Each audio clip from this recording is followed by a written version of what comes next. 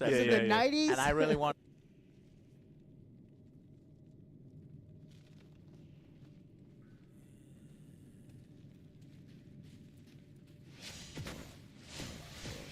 Yeah, I got Ice Bolt, Ice Blast, Glacial Spike, Blizzard.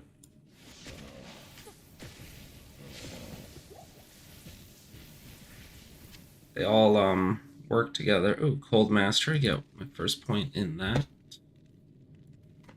Apparently, Cold Mastery is only 1/5 as effective because of whatever the patch did. That, like, when I'm looking at the builds, that's like all red. They're like, this only did 1/5 effective or whatever now. I'm like, what the fuck, man? Every time I pick a build, it's like, yeah, this just recently got incredibly heavily nerfed. Blizzard hates fun. Blizzard hates fun on a freaking 30-year-old game. Ah!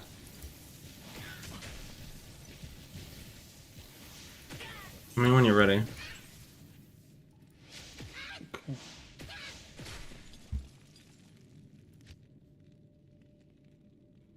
Telekinesis. Alright, so I need to put maybe... No, not Frost Nova, that sucks. Glacial Spike on F5. No, I'll do F4 and then that F5. Oh no.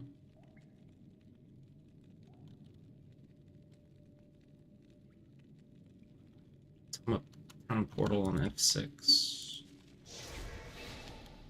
There we go. So, 60 stat points. Wanted to know. Yeah, go watch Misery. No, So 80s, it is. So it is Misery basically. His own take on that. Kind of thing that he's going. So if you go in expecting that, then you'll get it. Yeah. But It's always strength, enough stats to put to equip all your gear. Okay, but I don't know how much that is. Like, as a baseline, I don't know what fucking gear I'm gonna be using 30 years in the future. Like, what is this nonsense? How am I supposed to know that? How am I ever supposed to know that? Plan for it. I don't fucking know shit about this game. I've always been a huge D2 nerd, and I hate it, but, like, I'm not actually... I don't know all the intricacies of this game. I love the game, I just don't know anything. Like, runes and gear, and I never even played the expansion, really, so I'm like a base Diablo 2 kind of nerd. Everything that has to do with the expansion is basically, like, new to me. Ouch, ouch, ouch. Oh, I'm ready with Titanfall. Ice Blast. So you have a Snowball. An Ice Spike. 2 Ice Spikes. Okay, hold on.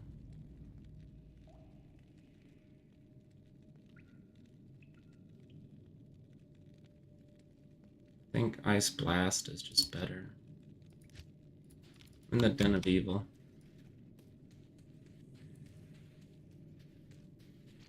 Can I pause? I can't pause. For some reason it's not single player. I want to have like a D2 character editor just so I can fuck around with different builds, but I want it to be with Diablo Remastered and the new graphics, because I actually hate playing the original graphics at this point. The new graphics are amazing. Yeah, those are out there. Yeah, I know. I can imagine it should work. I just want to go try and be like, what happens if I build my paladin, but I actually use... I put points into and use the... Because I run around all the time, but I'm not supposed to be. Ah! Using the, I don't know what it's called. The healing and mana regen aura that you have, and it's really good. And I can only put 1 point into it because I don't want to fuck up my build. I'm just real OCD. Yes, I know I can reset it a couple times. I'm not doing it. That's if I actually fuck up or whatever.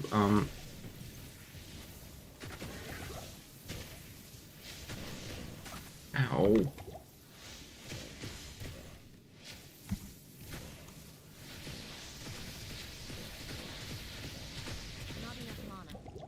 Oh, yeah, that's taking all my mana. Let's do it.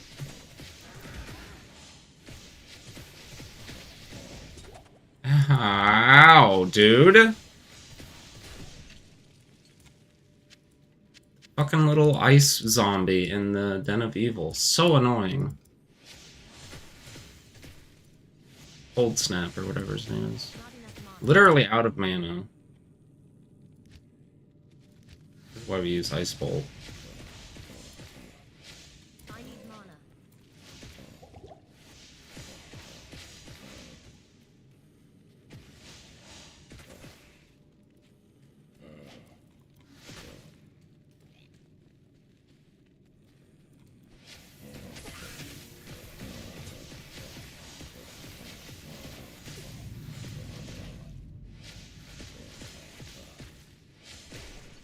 That is annoying.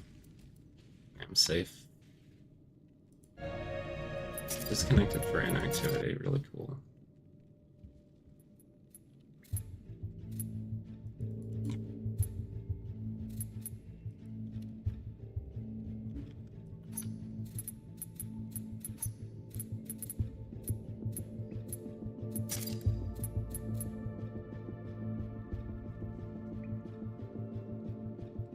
I invited you.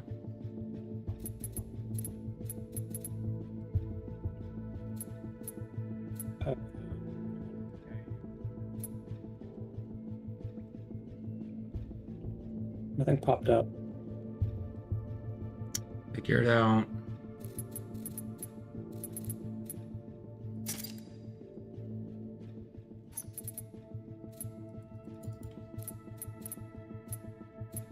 Networks. Invite friends, self-aware bot. I think I was on like a single player. That's not what I wanted. Yes, go into the multiplayer, obviously.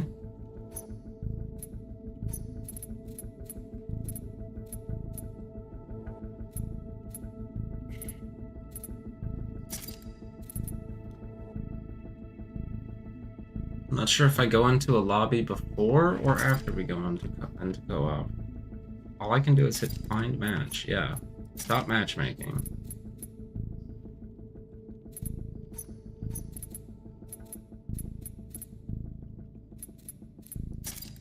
Literally invite you. I don't know how you open up Origin in game, the overlay, but do it. There.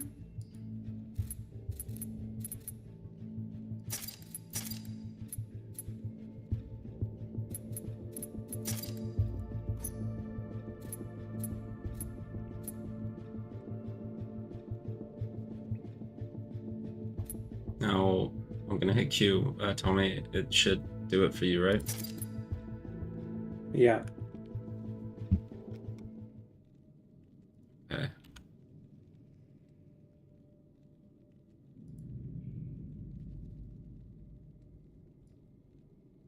I have no idea what I'm doing.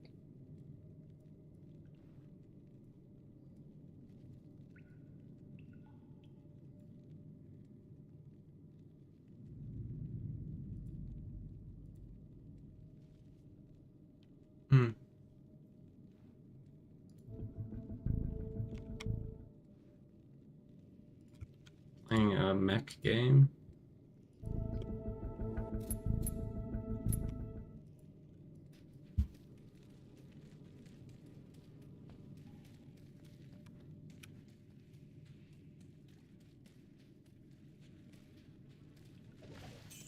You're gonna see what I meant. Like, it's basically, if Mech Warrior, you could get out of your mech and actually go do stuff.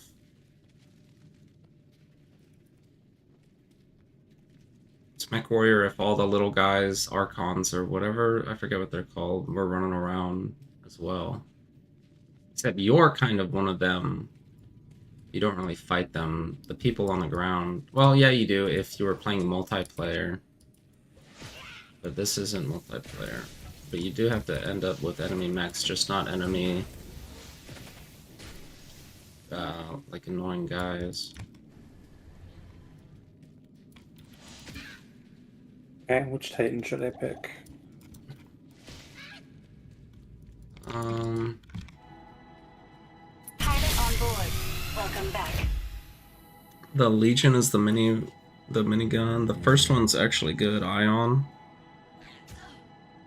Okay.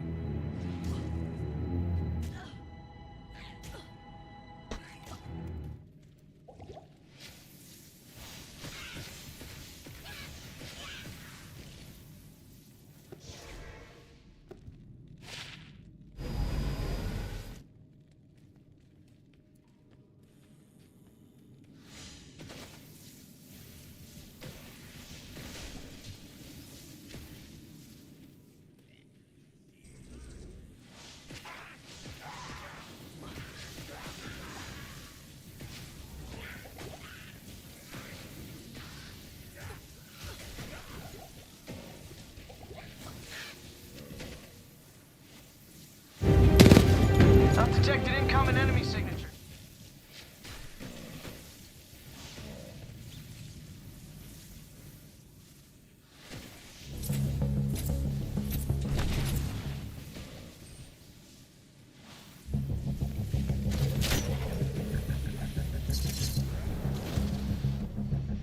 You'll get your bearings on how to play the game, I guess.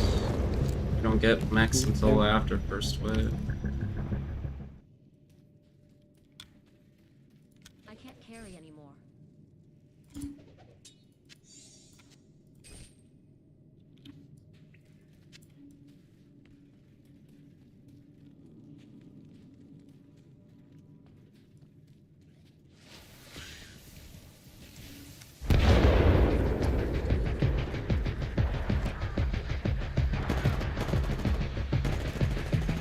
Stalkers detected. Get ready to take them out.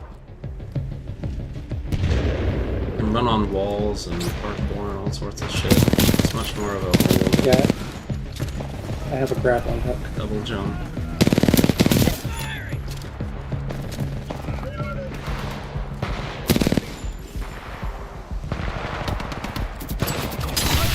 I like the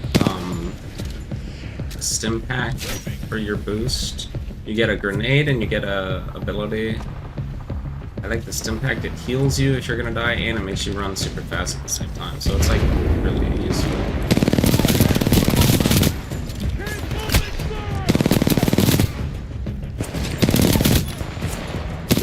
Yeah, obviously we're protecting this little blue thingy, blue triangle. There's 5 waves. They come and try and kill it. We've got a pilot down. No biggie if you die, but obviously we can't let the The thing harvester die. shield is taking some hits. Although you Give don't us some want, cover. I don't know what happens if your mech dies. I haven't been bad enough to have that happen for me. So you gotta wait to get it again. The harvester I love all got the some friendly guns in this pilots game, back though. in They're action. amazing. It's on now. You gotta try them all out. Like, assault rifles, snipers, SMGs, all of them. Maybe even shotguns. assault rifle. There's so many. The harvester shields are absorbing damage. We're seeing enemy infantry near the harvester. Time to show off, pilots. Put that on the thing. The harvester shields are about to go down. Protect it.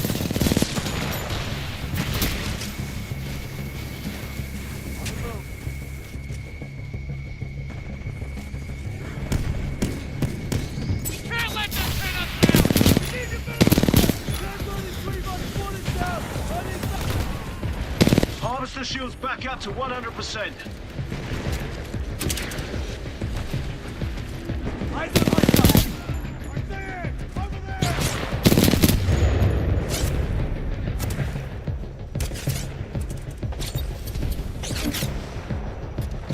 The harvester shield is taking some hits.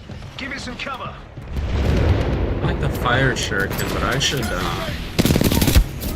get my damn grenade back, I think.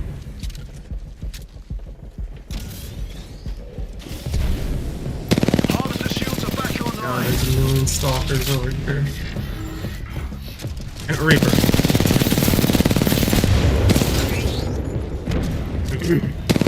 Reapers are kind of a problem. I I got into a melee one with one as my actual Titan, and it took like 6 hits to kill and started hurting my Titan. I was like, what the hell is going on?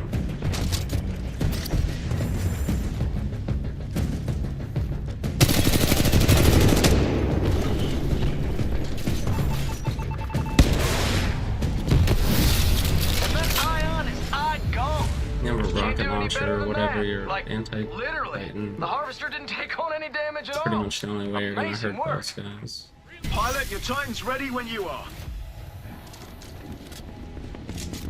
All ready. Stand by for Titan. And there's a Nice chest work in out here. there. Here are some credits. Use them to build up some defenses.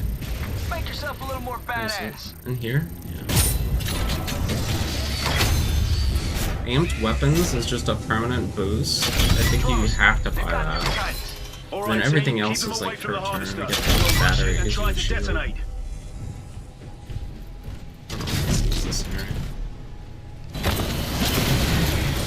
Well, I got a monarch. I have to try and use monarch. I haven't used it. Let's see what I do here.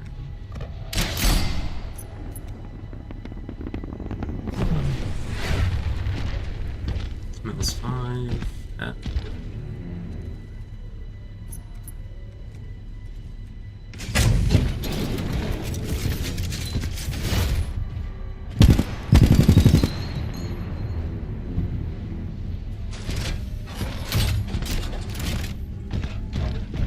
Now, Legion's probably my favorite, but I'm gonna get good with Monarch and see if he's not a little bit better.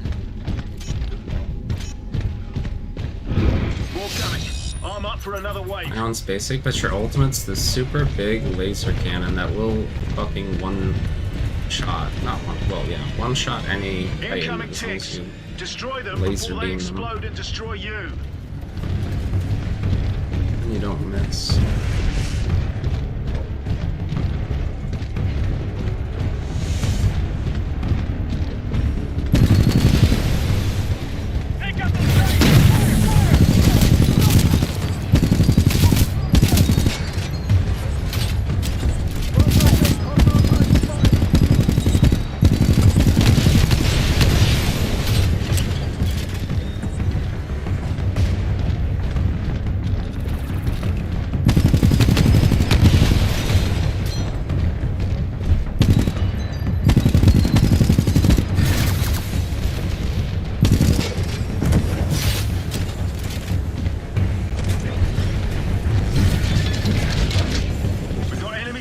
Coming your way. Get ready.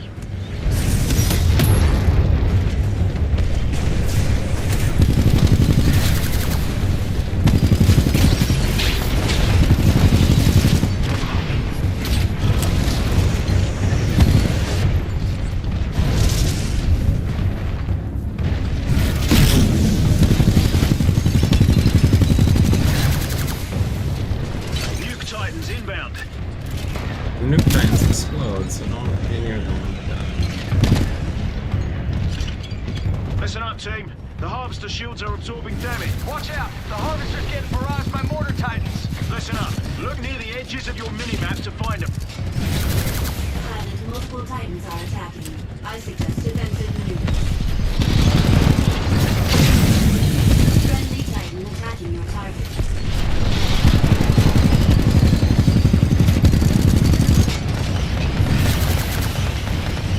Apparently Monarch, my ultimate isn't really an ultimate, but I just upgrade my mech permanently to be stronger.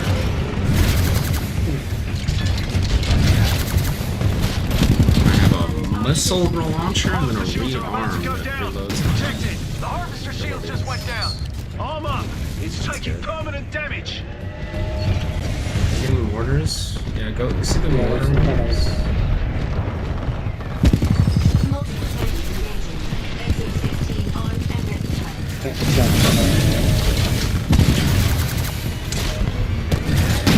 Outnumbered 3 to 1. Acquiring Team, protect the harvester while the shield recharges. disengaged. Friendly pilot rodeoing your target. Pilot, we are outnumbered 2. Harvester shields back up to 100%. Upgrade force damage.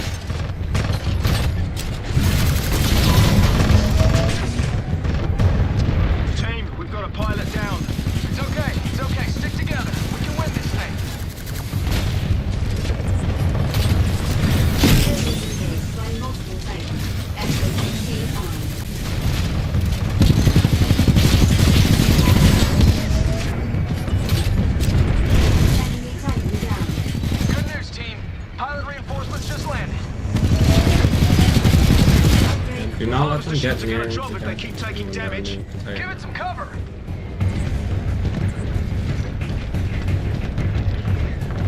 The Harvester shield is recharging, guys. Do us a favor, keep it protected. Multiple Titans are attacking. I suggest Those mortar titans are really giving our Harvester some damage. They're set up on the outskirts. Hunt them down, team. friendly Titan. The Harvester shields are about to go down. Protect it. We've got multiple pilot. You're the last one on your team alive down there. Don't worry, reinforcements are coming. Hang tight, buddy. Titan 58. Reinforcements are inbound, team.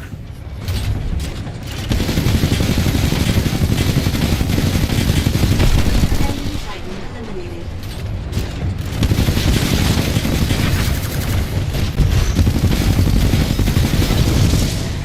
We're outnumbered by hostile Titans. Harvester health is at 75%.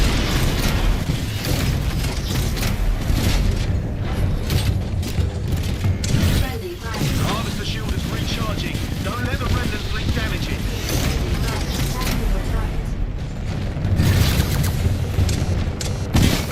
Friendly Titan attacking your target. Wave clear. Great job, team. Got some more credits for you. A little advice, mean- spend it wisely. Of course, the other two people on our team are fucking complete garbage. Looks like they're sending in flyers. They fly in quick.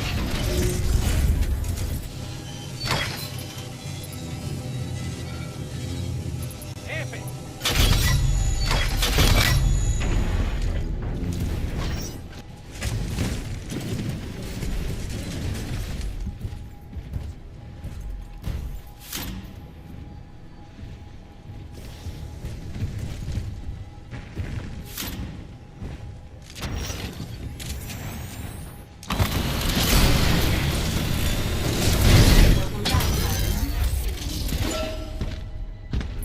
So I don't know what my fucking abilities do. It won't let me see anywhere. Oh, there they are. Got another wave. What is Let's get 'em. this? It doesn't tell me.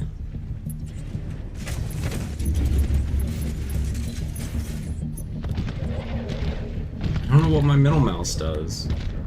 It's a fucking electric beam. Good, cool, awesome.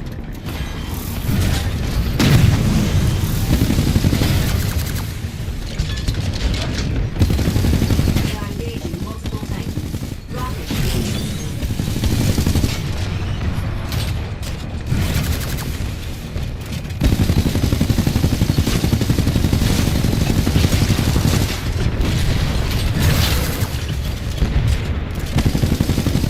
Upgrade core standing. The Harvester shield is taking some hits. Give it some cover.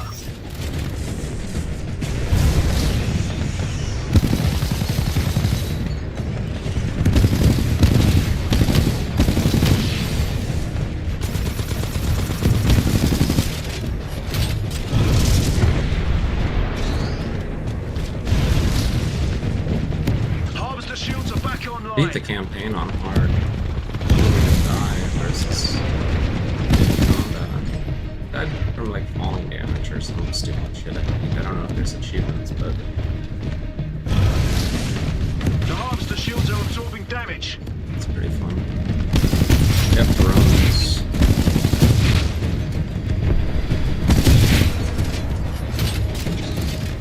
The Harvester shield is back up. Friendly Titan attacking your target. Pilot, multiple Titans are attacking. I suggest a rescue. Friendly Titan attacking your target.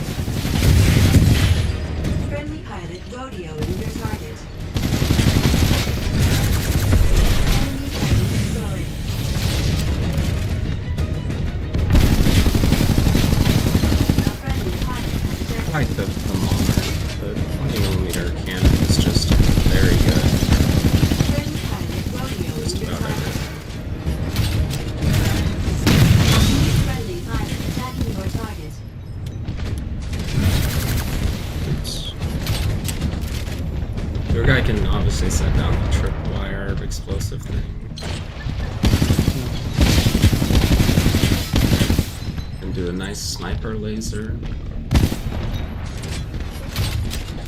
We've got a pilot down. Not sure, but I think you're like zooming right there. This is up your laser ability to make the shots stronger.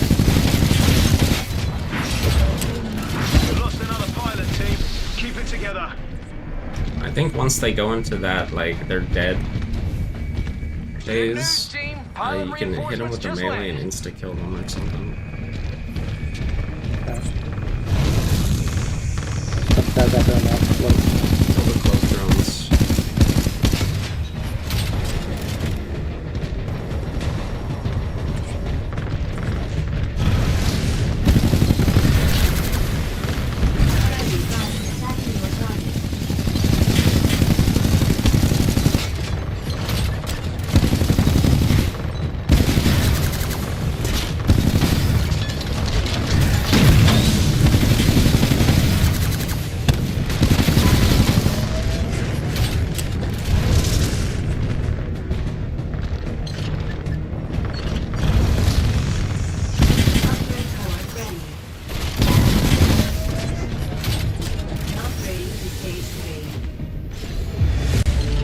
Some impressive Creating work, don't you stage think, Davis? 3.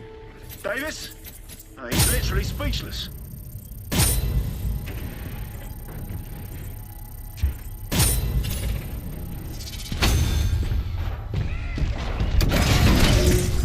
Careful, team. We've got Arc and Nuke Titans inbound. Work together to take them out.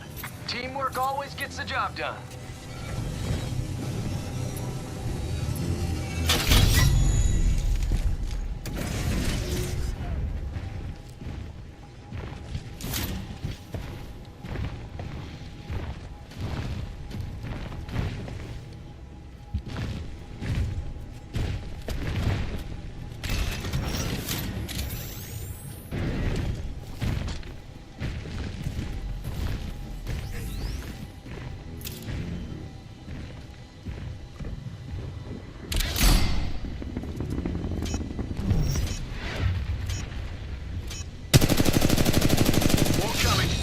For another wave.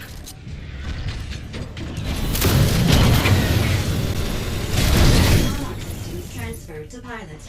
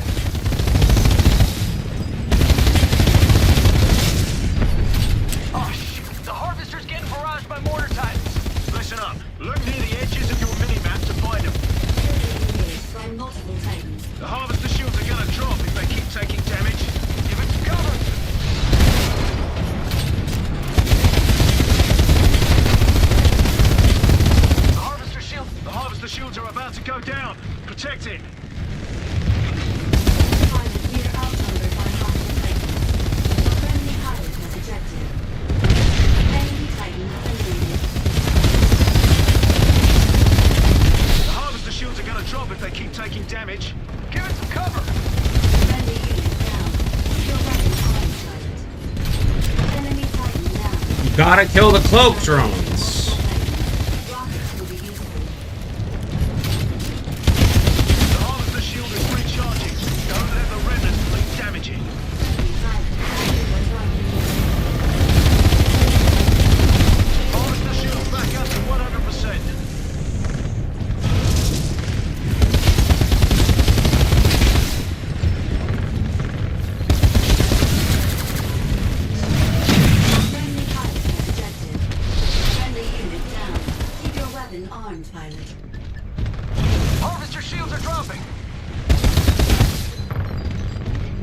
Annoying. It's like you know the Titan's there. The harvester shield is back up.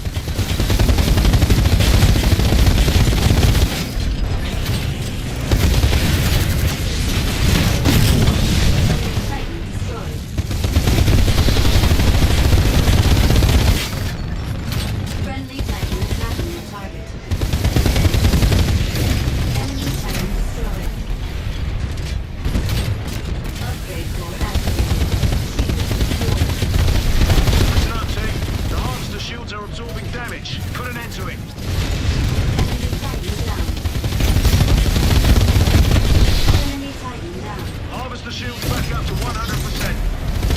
Friendly Titan attacking the target.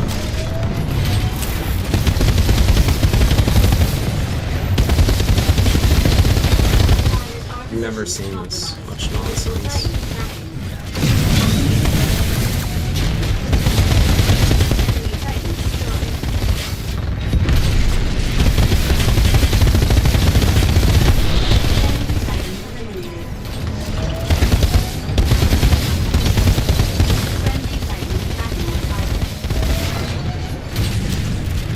Enemy Titan destroyed.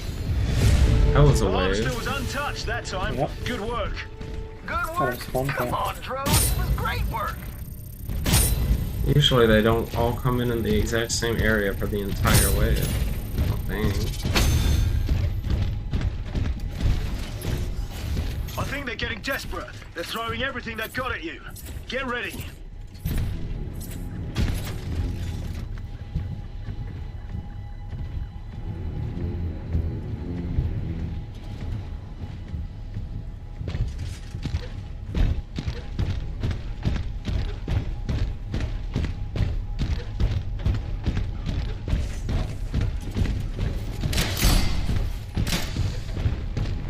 What am I doing? I didn't spend my last monies yet. Get off of me. Fuck.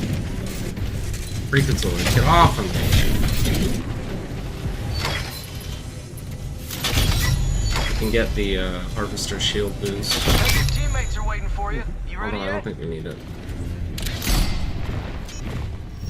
I'll get one just in case. On the way. Gonna ride it to the very end.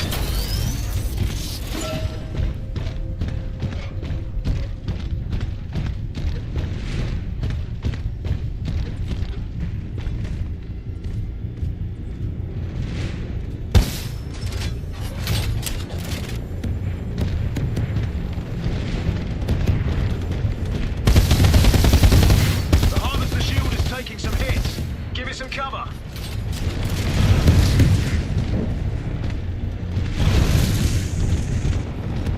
Harvester shields are back online. And blow up the drop ships. I just blew that one up. Upgrade core ready.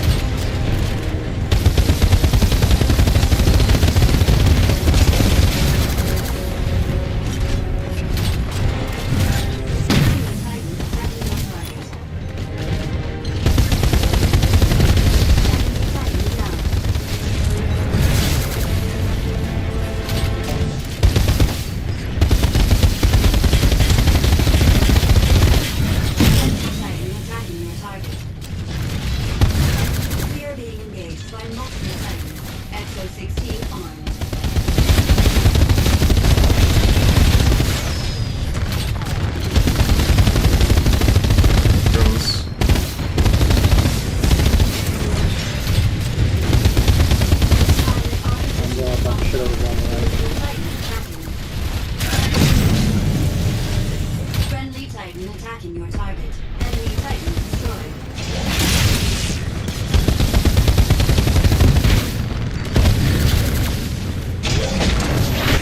Upgrade force standing by. God damn it! Enemy Titan destroyed.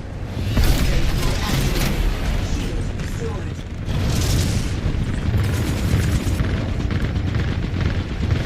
Pilot disengaged. Friendly pilot attacking your target.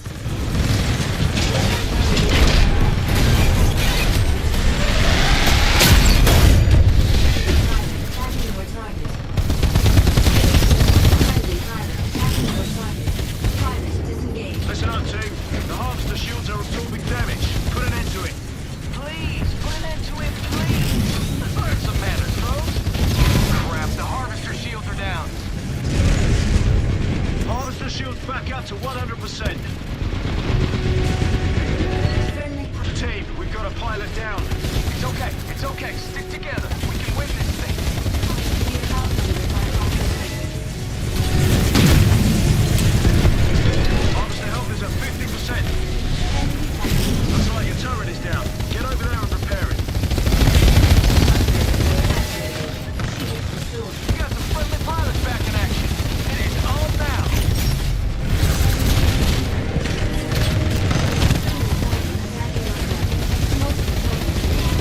Exo-16 armed and ready. Guys, we just lost a pilot out there. Gotta be more careful. Team, protect the harvester while the shield recharges. Mission complete, pilots. Great work. Jeez. That's how the 6-4 does it. I am in Not a 6-4 danger. anymore, Davis. Woohoo! That's how the last resort does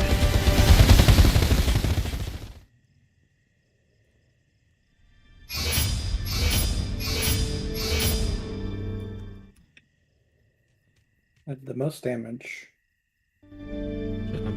Second most, I guess.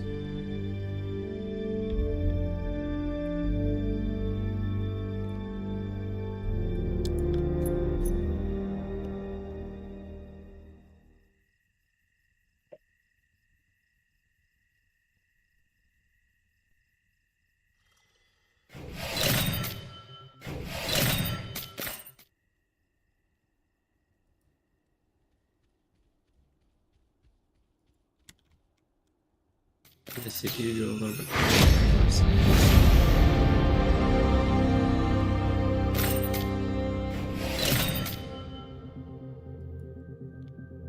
Yeah, it doesn't really tell you what this shit does. Oh, view Titan briefing, but I don't want to watch a fucking movie. Sure you do.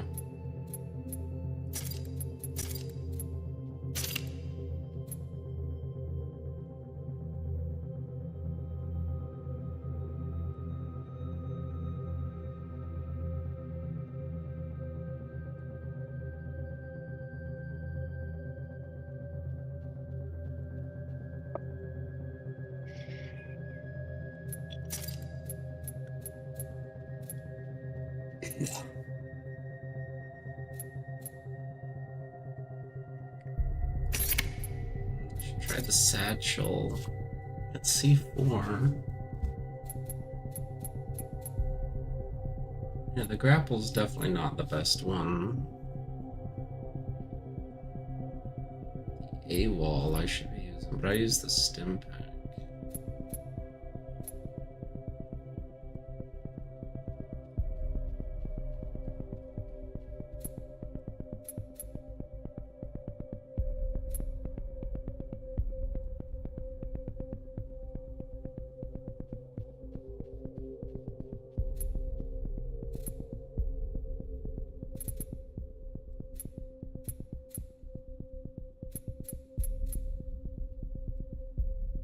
At least you're a human. I'm a robot.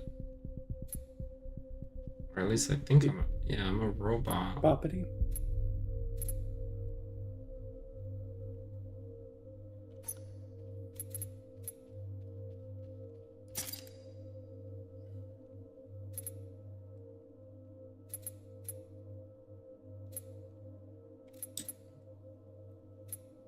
You can level your regular guns this way, which is cool. I should try some of these other ones. EM4 Cold War 4-round burst grenadier weapon. Sure, why not?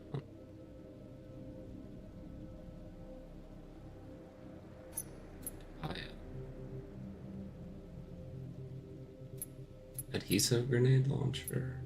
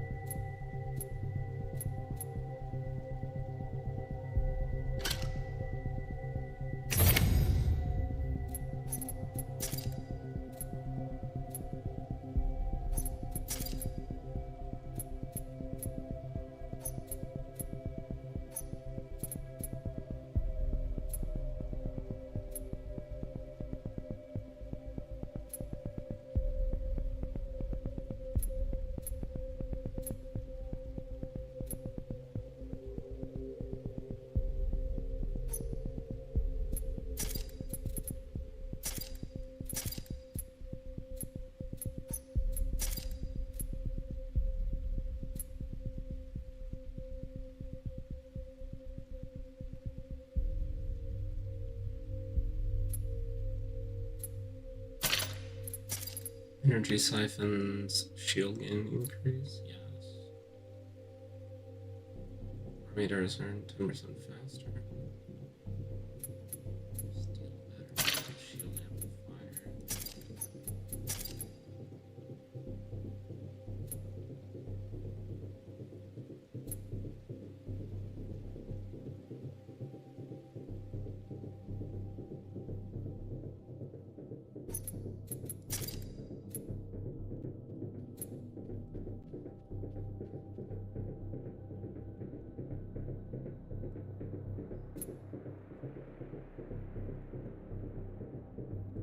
I can either focus on, I can do missile racks, twice the missiles from the salvo,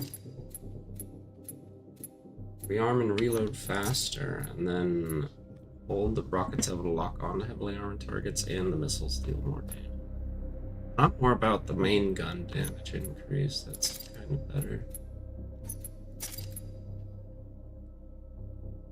Yeah.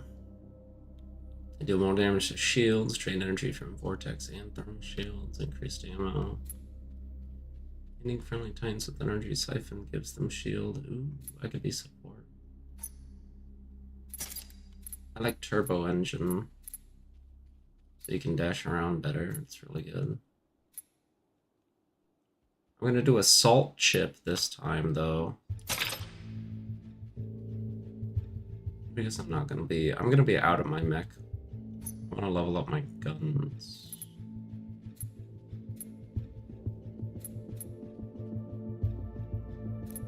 But yeah, I should just try them all out. They're all good in their own way.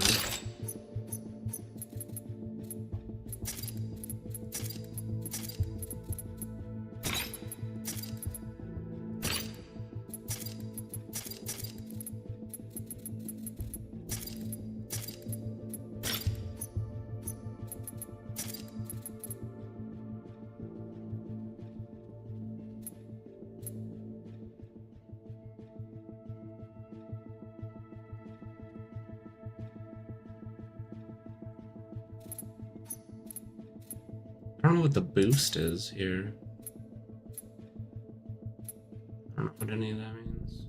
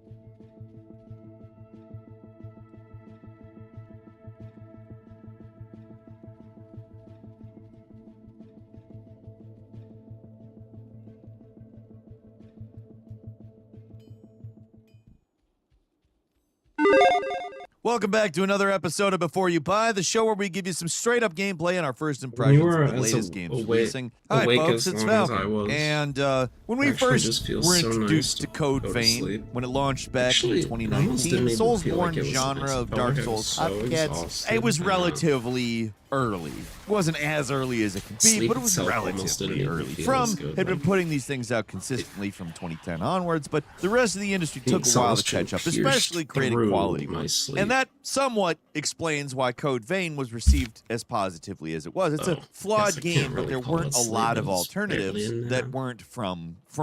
At the time, the original Neo was probably the best alternative, and by the way, still a fantastic game. Stands up. But the point is, we weren't absolutely swamped with options for new Souls-style games, so it was a little easier to overlook the problems the first game had. Half a decade later, though, Souls fans have a lot more games than they know what to do with. You can't even keep up with these things. If Code Vein 2 wants to make a dent, it's got to step up. And to the game's credit, I do think it is a marked improvement over the first in many ways. You can see a lot of Elden Ring influences in this thing. They're all over the place. It's clearly trying to be more ambitious with its semi-open world format and its focus on partner characters. There are things to like about the game, including the fact we're even getting it at all. I kind of never assumed we'd get a Code Vein sequel, but here it is. And it is not another humdrum, unambitious Souls-like. They're going for something here. Whether they actually succeeded is maybe a little more of an open question, but you have to respect the attempt at very least. Almost everything in the sequel seems like it was made to address issues that people had from the first game. Code Vein 1 had bad level design that was overly linear, so now it's non-linear. The bosses were frustrating damage sponges that had way too many AoE attacks,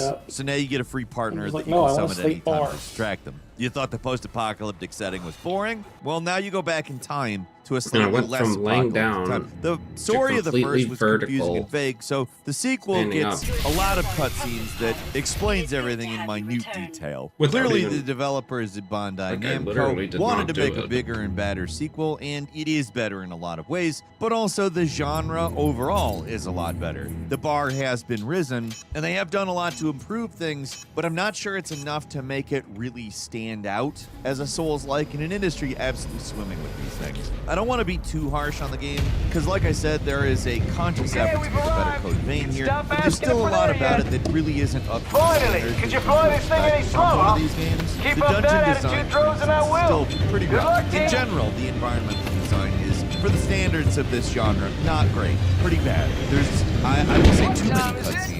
They interrupt things. The combat is still just a little sloppy. It's an not interesting refined. I mean, compared to what it was, it is, but compared to, again, the whole genre that has improved markedly over years, not as much. The bosses swing wildly between difficult in a way that doesn't necessarily feel intentional to just way too easy, which is weird. The game also borrows very liberally from Elden Ring. Certain mechanics are exactly the same, but I actually kind of appreciate that. I like how non-linear the game is now. Because one thing that's an unqualified success. I wanted to see if it could damage also, it is a character creator, which is legitimately fantastic as long as the game's anime aesthetics are something it's awful. Good with. I'm good with them. So basically, compared to the original game, it's a step up. You can still like the original game, despite the fact that the genre has kind of outgrown it. You'll probably like Code Vein 2. And I really hesitate to just shit on it because it's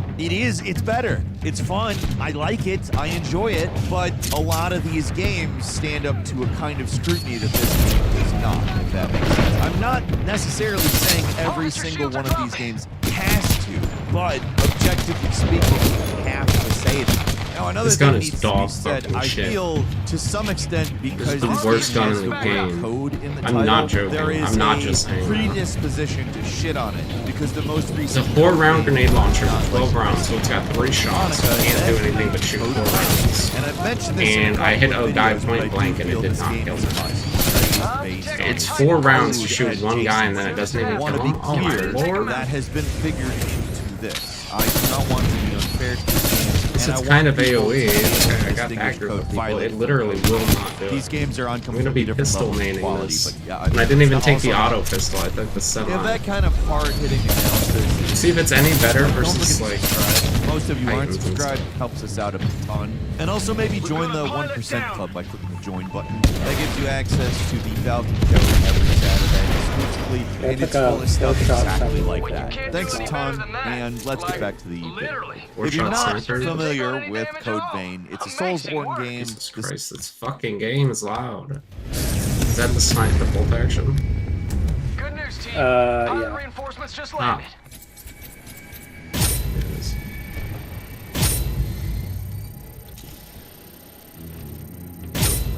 Thing is over here. We've got enemy Titans coming your way. Get ready.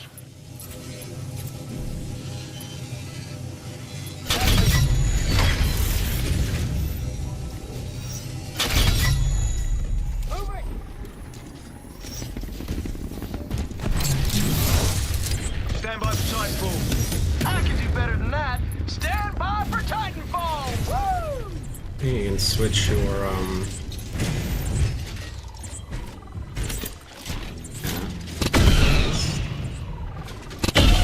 Hey, sorry to bother you, but are you ready? We're all waiting for you.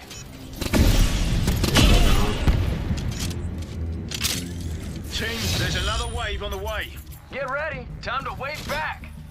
Or shoot them. Whatever gets the job done. Chicks incoming. Keep your eyes peeled. Those things will blow up in your face.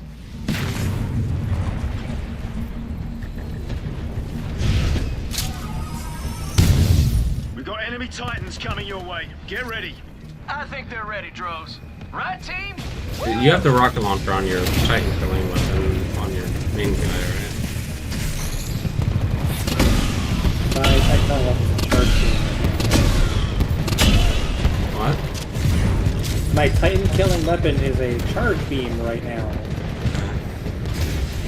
No, is that a charge rifle? That's what I have, and it's unlimited ammo because I'm gonna be on foot. I don't know if the regular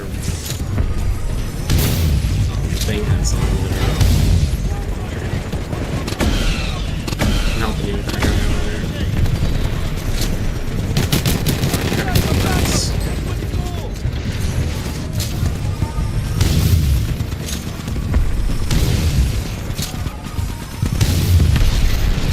You got enemy Reapers down there, team. Take those beasts out.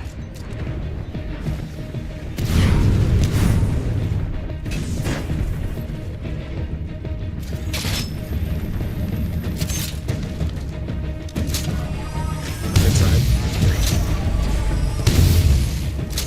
The charge rifle's really good. I am engaging light infantry. Listen up, team. The harvester shields are absorbing damage. Put an end to it.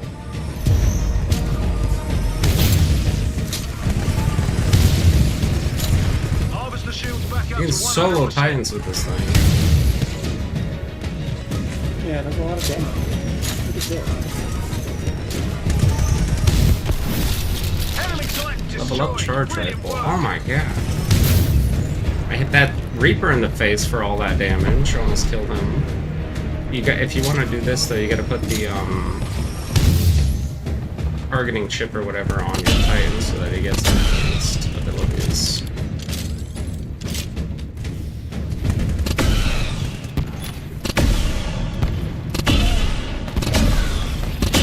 Oh yeah, and I have the perfect weapon. What's this Titanfall thing? signatures.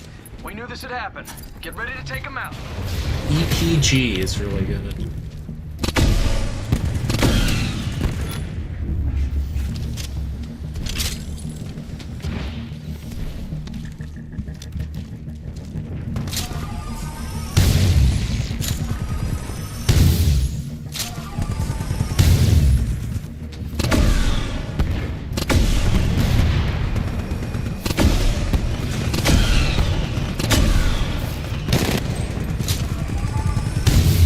Guard mode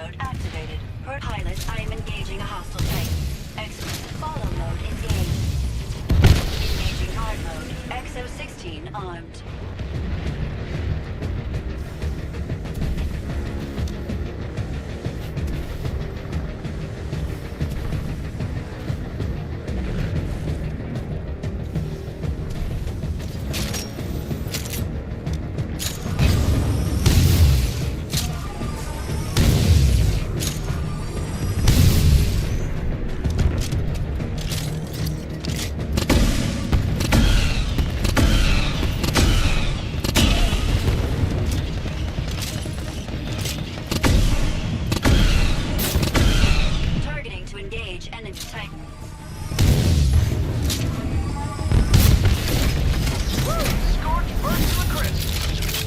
Impressive work, don't you think, Davis?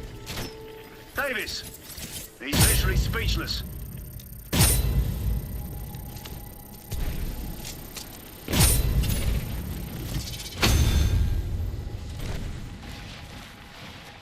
We've got enemy Titans coming your way. Get ready. EPG can actually attack those guys. Epic.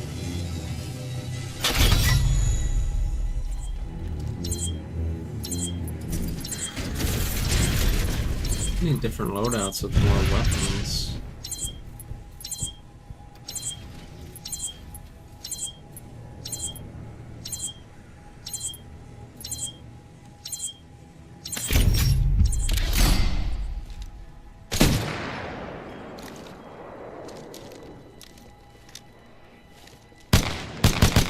I like the pistol they got. I like all of this. I want to play like more co-op, different co-op modes. This is pretty much all this is. Really have no interest. We've got another wave inbound. Playing Another PvP day, right another now. wave. Bring But it on. PvP regular is actually mixed.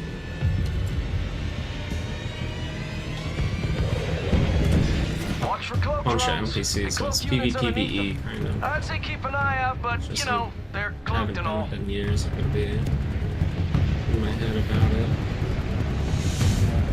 Understood. Following your lead, pilot.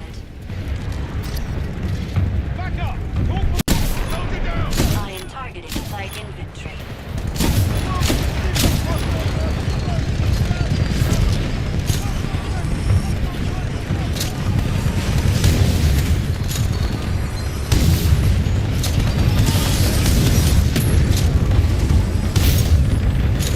Hostile Titan engaged. Protocol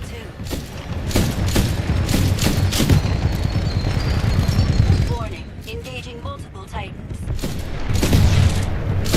Plasma drones incoming. Get back to the Hostile Titan base. engaged. Protocol 2. Guard mode out. I'm detecting Titanfall signatures. We knew this had happened. Get ready to take them out.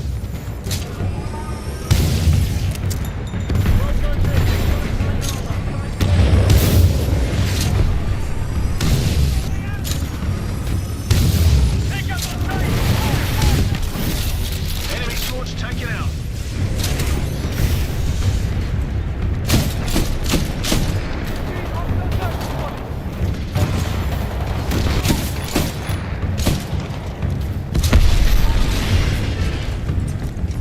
Can't see with all the smoke. Did you do that?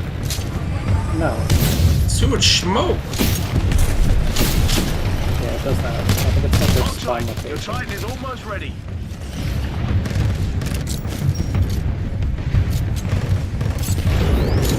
Pilot, your Titan's ready when you are.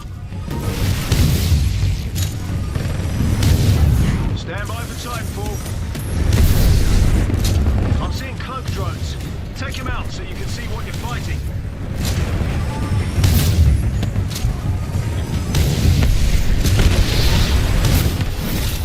Now that's how you take out a Legion. Enemy Titan down.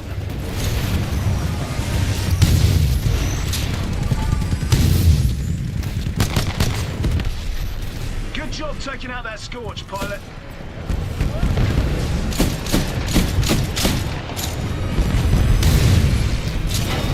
Understood.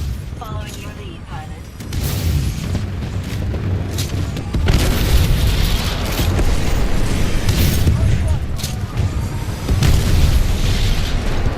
Charge rifle's the best. I like the rocket launcher. Damn, the charge rifle's just better, isn't it? I need to get in my Titan. The Monarch was not the move if you want to have an auto Titan running around because it doesn't upgrade itself. I thought it would be, but you'd have to actually get in it, get 3 levels of upgrades, and then you can get out and have it probably be like super OP by itself. But it takes the effort first. You can ride on me. The Harvester was untouched that time. Good work. Good work? Come on, drones. Great work. Yeah, this game is literally fucking sick as hell, dude.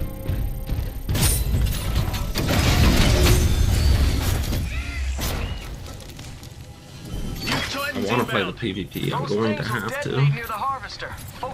This is not enough gameplay for what I want. Oh crap, I forgot to, Oh crap.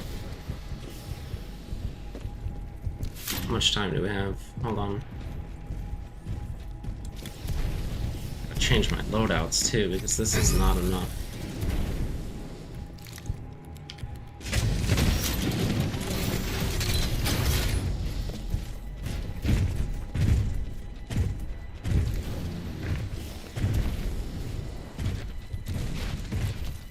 Some of the best movement in any FPS, easily. Let's see. Loadout. Charge rifle. Looks like everyone else is ready to go. Let me know when you're ready, pilot. As long as I have the charge rifle, you can do anything you want. Heads up, team. There's a new wave dropping in. So keep your heads up. I already said that, Davis. Double the advice.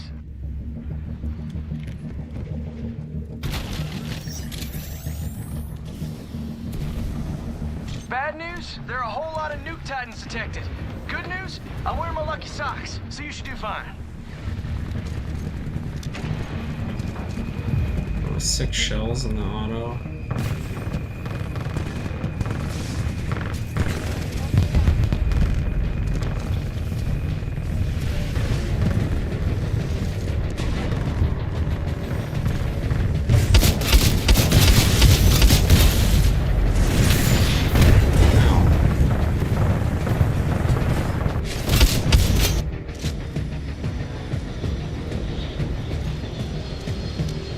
Uh-oh, we've got mortar titans down there. Now don't freak out, just kick some ass. Way to take out the Harvester shield is taking some. Wanted to use the rocket launcher, but there's literally no reason not to use this charge rifle. This thing is literally insane. Oh my god. I'm better off being out of my Titan, actually. I swear to god. Team, Harvester shields are back online. Let's finish this. I just gotta upgrade my guy first. I'm gonna choose a different Titan to do this. Maybe Scorch is better for that kind of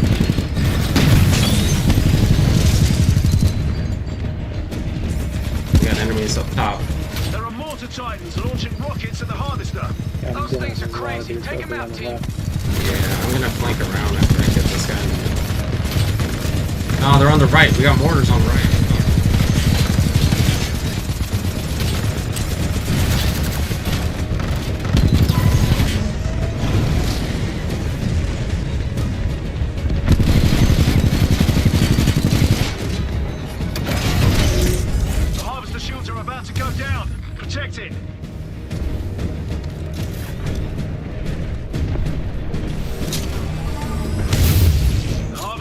Yeah, they have weak spots. Aim for that red spot. Obviously, crit hit.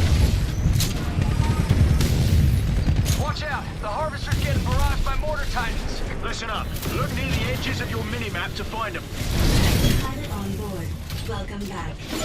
Pilot on board.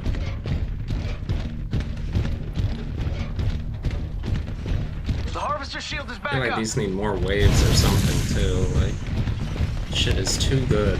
You got Arc Titans down there. Lots of them.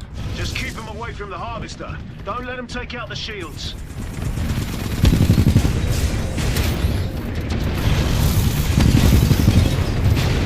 Nuke Titans inbound.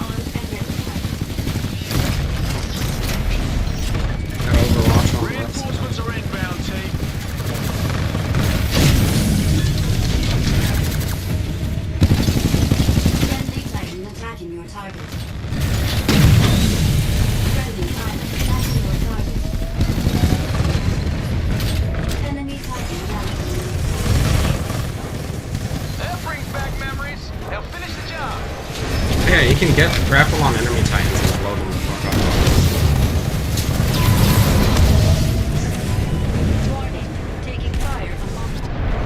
C4 and all sorts of shit. I think you can literally drop a bomb inside of them. I was about to do something with one of them.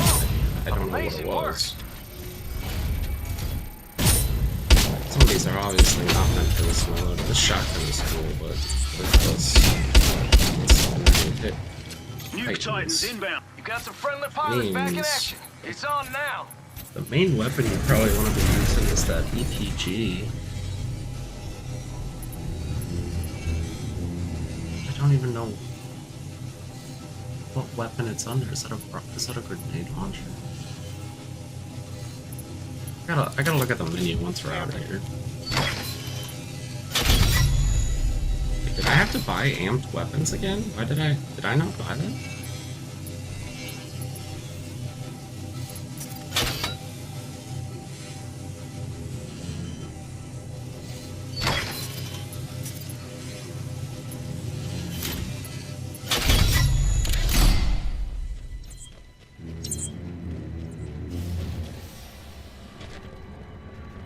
My Titan.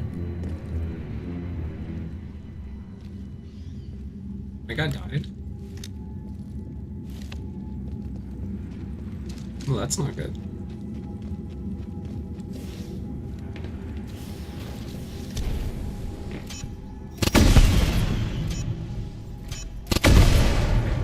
Got one final wave here, pilots. Hang in there. It's fine. I didn't want to be in it anyway. Actually.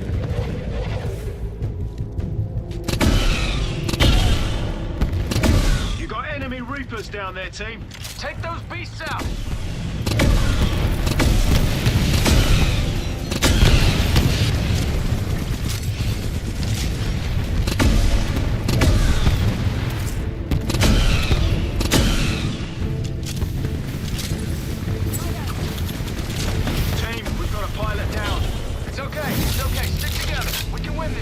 Yeah, I like it.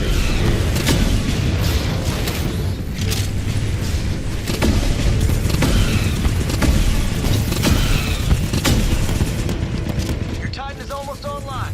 I'm pumped. I hope you are too. Good news, team. Pilot reinforcements just landed. All ready. Stand by for Titanfall.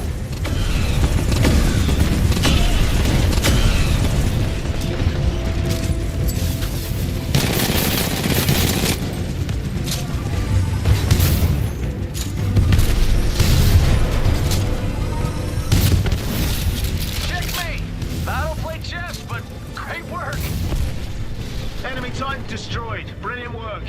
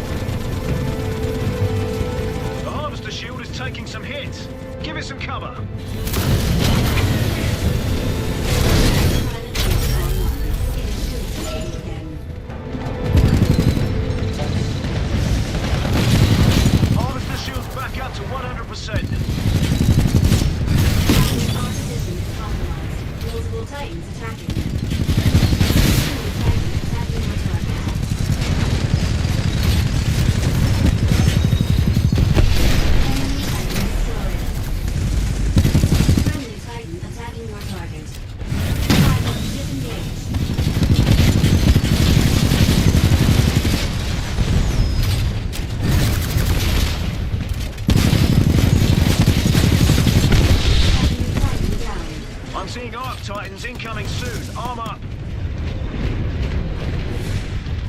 New Titans headed your way, team. Take them out. Bye-bye, Tone Titan.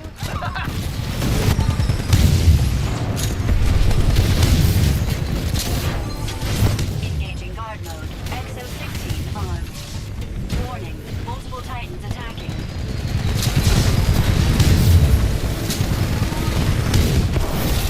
Scorch burnt to a crisp.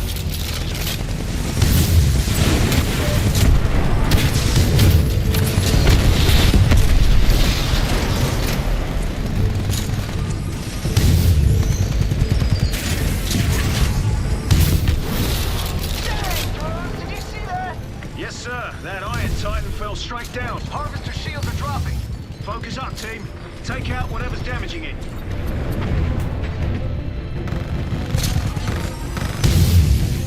Good news, team. Harvester shields are back online. Let's finish this. Hostile Titan engaged. Your turret is offline.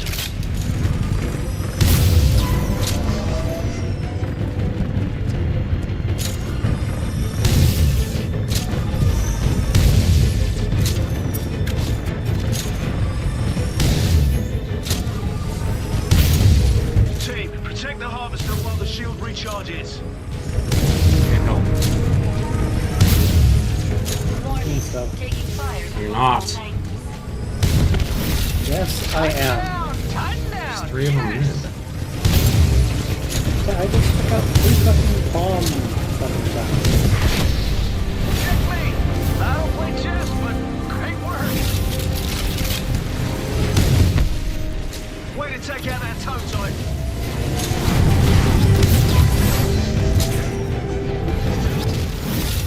Woo, Legion destroyed. Mission complete, pilots. You destroyed the remnant fleet assault. I was riding on you earlier. Did your guy blow up? Yeah. It sent me flying into the air. I was like, that's not good.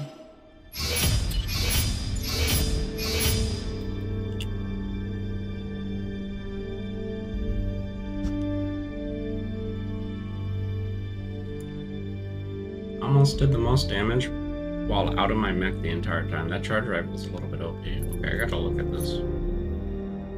Good.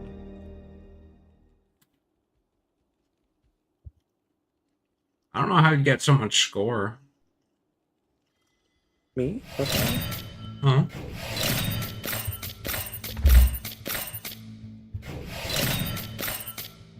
I think they're just very good at it. I can't hear you.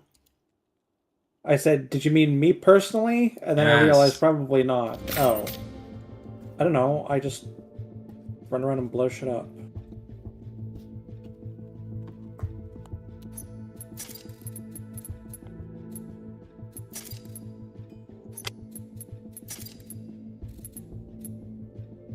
I was using Scorch and it does a good amount of AoE damage.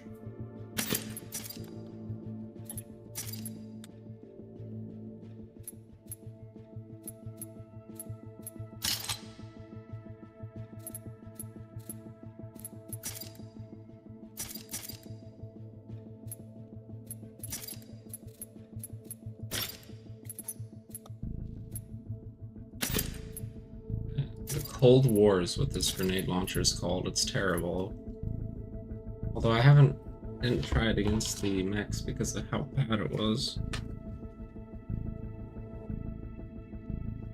I didn't even think it'd be good at all.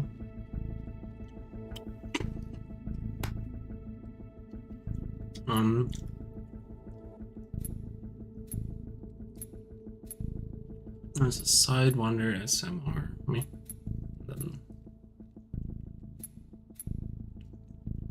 This thing cannot be for anything other than against mechs.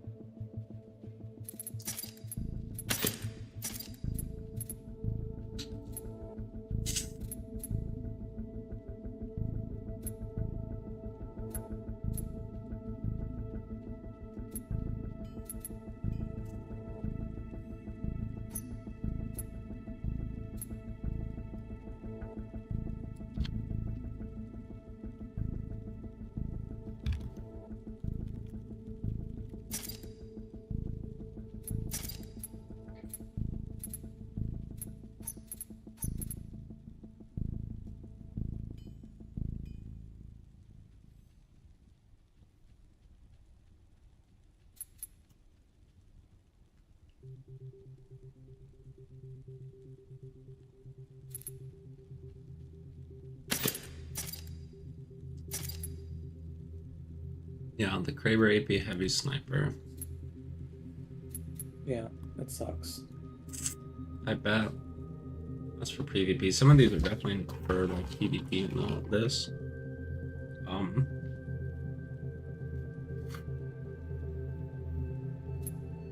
Like the shotguns. Longbow's kind of good actually, of course, but still not for this mode. There's a heavy pistol. Wingman Elite.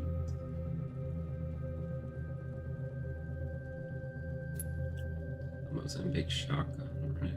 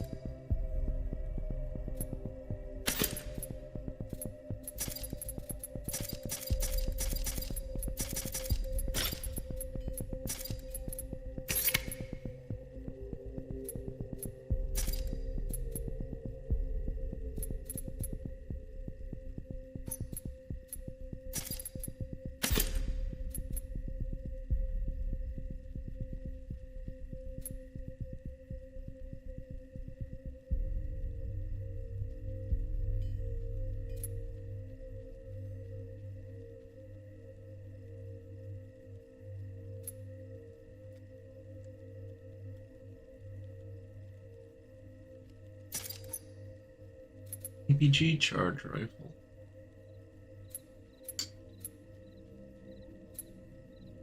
The grenade launcher type.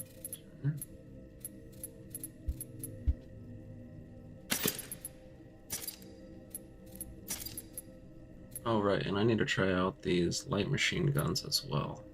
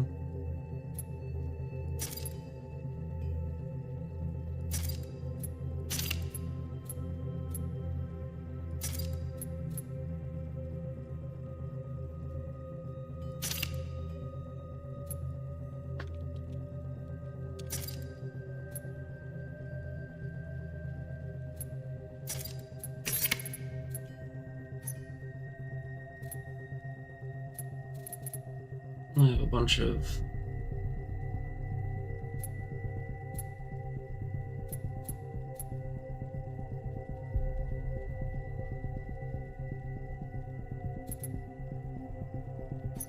loadouts to try out now.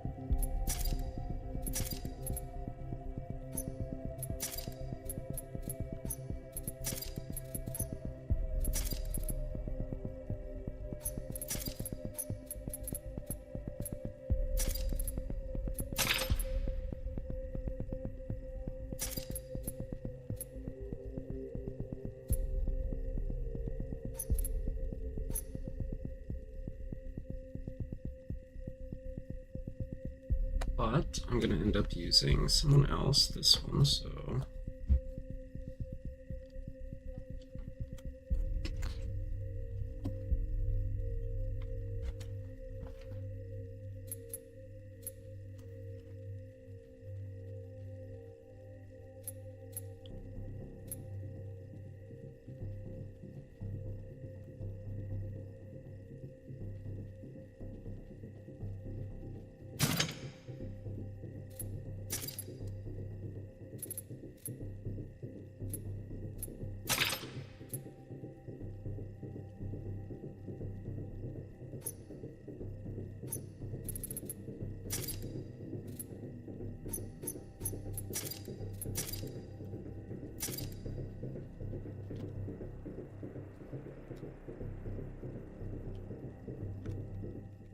Sequel is set in a slightly different sci-fi post-apocalyptic gothic vampire anime world than the first. Not terribly different. It's a lot crazier than it actually is, too. The reality is you've got overdressed cartoons sashaying around a mostly bland, grayscale, ruined world. Environmental design is not the priority in this game, even as the game in its sequel has shifted to a more open-ended style. They're more interested in the mechanics, which mostly carry over from the original. Instead of leveling your character the traditional way, you unlock things called blood codes, which are basically different archetypes or builds which control your stats and overall health. There's a decent variety of weapons to use, normal and strong attacks, a dodge roll, blocks, parries, depending on what you equip in the defensive slot, and of course special abilities that cost ichor mana, more or less, to use. All this stuff is customizable. It can be swapped out at any time, so you're always free to completely change up your character build in Code Vein. And while it can look a little overwhelmingly complicated at first, it's essentially just a standard Souls-like system, but with builds that you can swap out. Like with the original, you can use a special attack to regain ichor, which is extremely powerful, but it can take a while to charge unless an enemy's stunned, and then you can do it immediately. Making use of the ichor powers is how you do well in Code Vein 2. They're very powerful. And but you want to switch off the pretty easy to keep auto-targeting chip or whatever if you're going to be inside. Well, it's mostly the same, but one thing that drastically I like the dash to give you good dash. to the introduction of Very useful. These things are characters you can bring along and they can be summoned and dismissed at any time, including when you're just running around and exploring. These guys can't be killed. They're very useful, not just as distractions, but they're often pretty good at dealing damage as well. And while you can play the game solo, it really feels like the game with balance, with having these guys tag along. It does love to swarm you with these highly aggressive enemies that knock off half your health bar with a single hit. Bosses are the same. The game has never seen an area of effect tag it doesn't like. There's so many bosses with them. They're always really lame, but at least you've got an ally, so they're easier to deal with. Your partners sound pretty overpowered, and honestly, I guess they are, but the game balances things out by trying to make it so the damage is with white damage, which slowly restores if you're not hitting the boss yourself. And if any enemy goes into a frenzy, they immediately restore any white damage that they got and target you specifically. In practice, it doesn't make that big of a difference, but they did try to balance the game around having an ally. Gotta steal it's my sort kills. of like Elden Ring. If the bosses were not Here with the shotgun, getting right on top same of goes that. for the open world, which the game's credit does feel a lot more like a real place for me. But that doesn't mean it's not still fairly rough. Open world areas just look ugly a lot of the time. It's muddy and filled with a bunch of stuff that's just haphazardly thrown around. There's parts that kind of feel like a real place, but so much of it is kind of made stuff to feel. I do like that the major landmarks in the world are visible from a distance. A lot of the open world mechanics that they borrowed from Elden Ring are like these creatures you have to kill, which reveal some of the map. That's fun. You also find clean upgrade items in the open world map, just like in Elden Ring, but they're at least nice enough here to actually mark them on your map, so fun and fairly easy. Instead of foreign, you get an appropriately gothy motorcycle to ride around, and I appreciate the effort, but it's not great. The vehicle controls are awkward, and the open world itself is full of debris that makes it a pain to get around the motorcycle. And worst of all, the game's performance is not good. It is constantly slowing down, stuttering. There's really no excuse for how poorly Code Vein 2 runs in the open world, especially with a vehicle. It's not good on PC, and it barely gets better if you lower the settings. It's very rough. So the basic structure here is you have to break the seals and apply the zeros to stop something from happening. There's a lot of proper handles.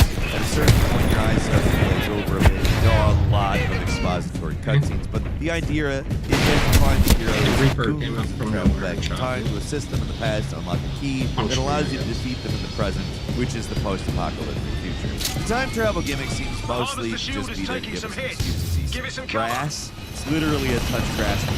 In terms of design, other than having a few more settlements and human NPCs around, it's pretty identical. The time travel events all play out pretty much the same. You go to a place, meet your character, go out to one or two hotspots on the map nearby that can be cleared out. That unlocks the big dungeon of the area. Basically, it's like you had to clear out two random catacombs before you go to the Stormvale Castle. In this case, the minor dungeons they send you are slightly less generic, and the Legacy dungeon is worse. Yes, they've got the usual staple for the genre, branching paths, shortcuts to unlock, but they're all pretty visually ugly and lack personality. distinguishing details. That's kind of the problem with games because of visual design in general. In Souls games, the environmental design is massively important. The best games, man, tell you a story without using words. All you have to do is look, and you get all this interesting information. But this game doesn't do that. It replaces environmental storytelling with regular storytelling, which would be fine if the regular storytelling was interesting and not repetitive and didn't make your eyes glaze over. But all of that is I don't care about the character's memories. I should, but I don't. The abundance of cutscenes just does not work with this kind of gameplay, Souls-like gameplay. It's hard, it's just so hard to stay locked in. And like I said, the gameplay is better, but it's not the strongest in the genre, or even close to it. It's a little stiff. The hitboxes don't feel quite right. The healing doesn't quite trigger when you want it to. Attacks that whiff it when it seems like it should, not whiff it. That happens often. The parry system can be really powerful if you master it. The timings are they're a little awkward. They didn't gel with me very well. It can feel extremely forgiving, but also completely different sometimes. And sometimes in the same fight, and everything at first does a truckload of damage. Enemies really punish. It would be more forgivable if the enemies weren't so aggressive, but they aren't. So the emphasized combat is a problem. Everything and everyone is constantly hounding your ass if you play solo, barely giving you any room for attacking or even dodging without taking damages. Bosses, relentless, never stop attacking. They hit hard, they spam the crap out of the area attacks, hard to avoid, which makes me feel like the game is damaged having a partner most of the time, which you can use. It's nothing stopping you, but yeah. I'd give the game more of a pass if that was the end of it, but even with a partner, the combat never gels. Either you're getting absolutely smashed by a boss that takes tons of hits while you're barely scratching them, or you're just stun locking them into oblivion. This is one of those games with a difficulty roller coaster, not a curve. There's a lot of curves, I guess you could say. It's all over the place, and it doesn't feel intentional, really. Random copy-pasted enemies give you more trouble than actual boss fights a lot of the time, and it just comes down to how much. At a certain point in the game, almost everything becomes a pushover. You can just stun lock literally everything that stands in the way. It's not a good sign with the first two bosses of the game are just regular enemies that I already encountered before fighting them. Like, they keep popping up constantly. Sometimes they throw a new attack that messes things up, different outfit, tricky to make a new enemy, but you can't fool me, game. I know the fat priest is a fat soldier in a smock. Okay? Many of the optional dungeons are kind of nonsense. They feel thrown together last minute. Like this fucking drone, and then it jumped on my face. Library, which has a room for dumpsters. They weren't even going towards me, they were just going that way. The utterly random dungeons in Pirate Yacht not all of them are like that. I appreciate a lot of the dungeons in this game intersect with the open world, like you're exploring rooftops, you see a window and see the rest of the world from them. But it's rough. It never gets anywhere to reach the heights of Elden Ring's Legacy dungeons. And if I'm going to complain about something else, I have to bring up the music. It's not bad, but it just feels out of place. Like you'd think Code Vein could go for a Bloodborne sort of gothic vibe to soundtrack, maybe add a little electric guitar to match the anime style that's set way into the future. But instead, they're heroic JRPGs. Bring that Titan down, pilot. It's not bad. Like, it's good music. It just feels off to have this upbeat music playing and fighting by over. It's different. And again, take his shield it's core out good. and then It's C4 them. distracting because it's not. It doesn't fit. Also, the sound overall. I'm gonna go do that to those guys over there. Anyway, except for when it completely dropped out every once in a while for me, which is strange. There's no way that was intentional. Other than the sound issues, not a lot of bugs. Performance on PC is much worse than it should be, but when you're in dungeons, it's not really noticeable.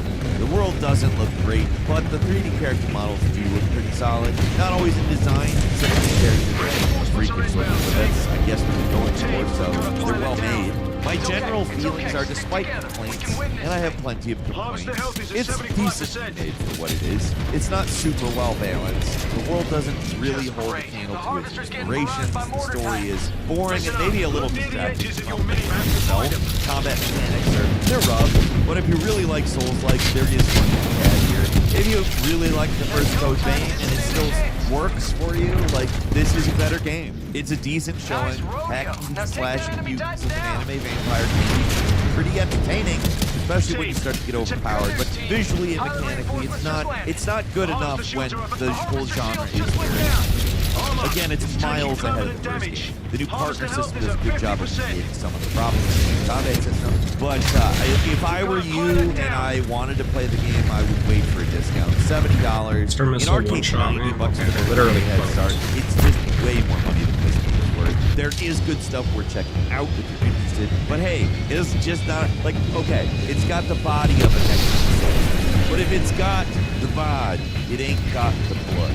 There are mortar titans launching rockets at the harvester. It's been drained of most of the blood. There's some of the blood there. But like compared to a game like, I mean, basically anything else in the genre that's come out in the last year or two, it's just not enough. Not for $70 anyway. Maybe $25. This is a pretty good game for $25. It's not $25, it's $70. Solid. That's where we are. What do you think? Leave us a comment. Let us know. If you like this video, click like. If you're not subscribed, now's a great time to do so. We upload brand new videos every day of the week. Best way to see them first is, of course, the subscription. So click subscribe. Don't forget to hit the notification. And okay, thank you very much for watching this video. I'm Falcon. Follow me on Twitter.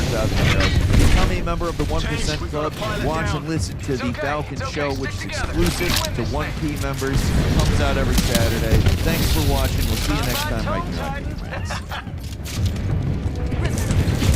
The harvester shield is back up.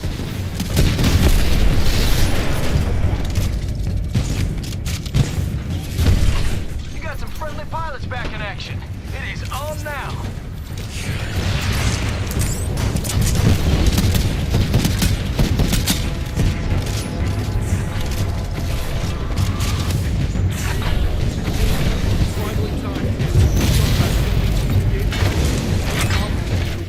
Harvester shields are dropping. Those mortar titans are really giving our harvesters some damage.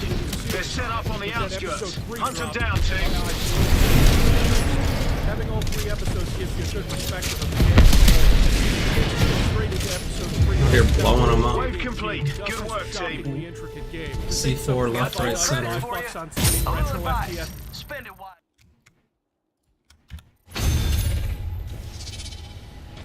On the move. Looks like they're sending in flyers. They fly in quick. They fly now? Mm-hmm.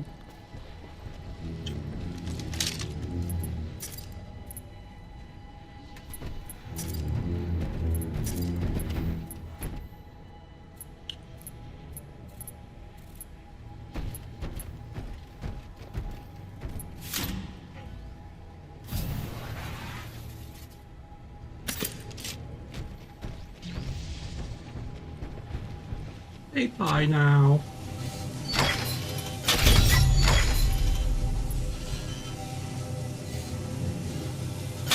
New rodeo. That's a core overload grenade. It'll cause an enemy titan to nuke when you rodeo it. Those things are awesome.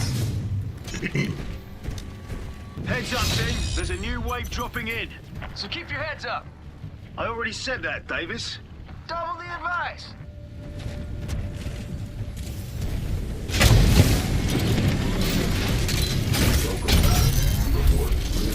Functioning at normal.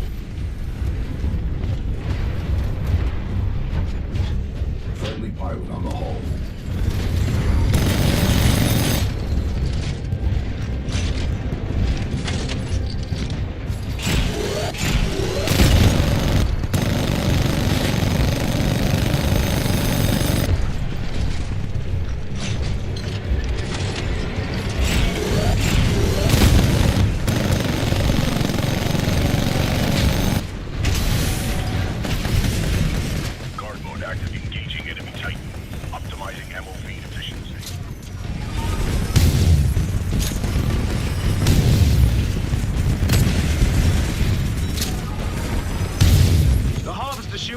Guys, we just lost a pilot out there. You gotta be more careful. Harvester health is at 25%. I die. Heads up, team. Our harvester is down. It just took too much damage this time. Good effort.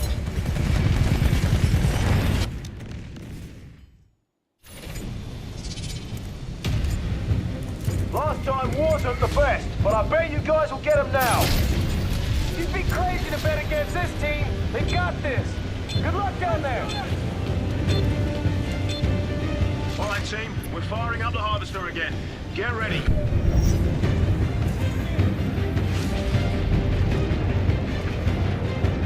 Huh. I've never lost before.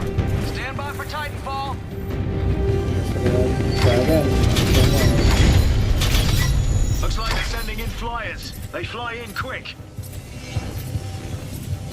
Yeah, it probably was the flyers that did it. We gotta fucking shoot them.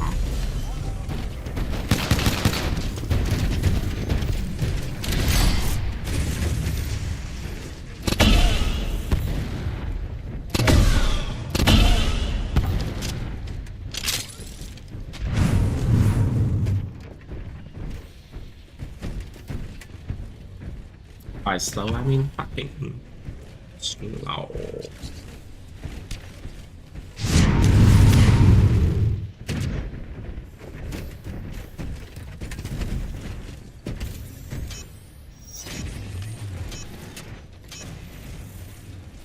More coming. I'm up for another wave.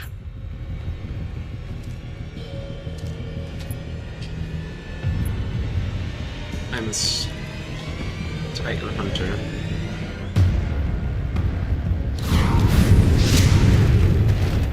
Follow mode engaged.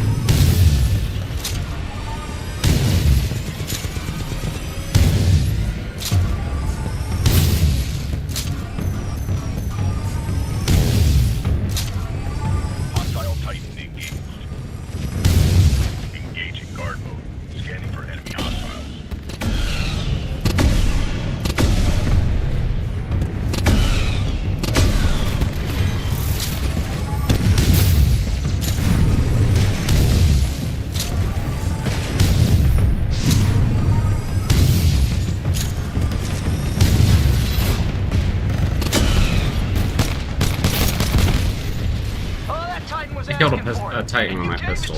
That's not what I was trying to steal up from it.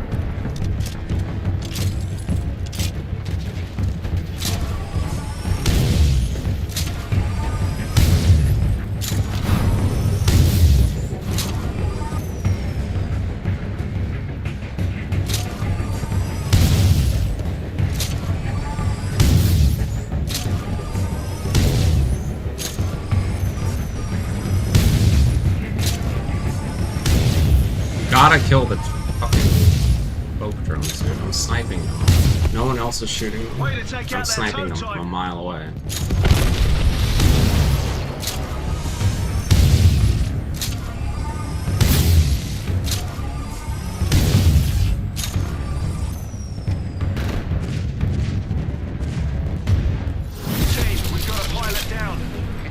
It's okay. Stick together. We can win this thing.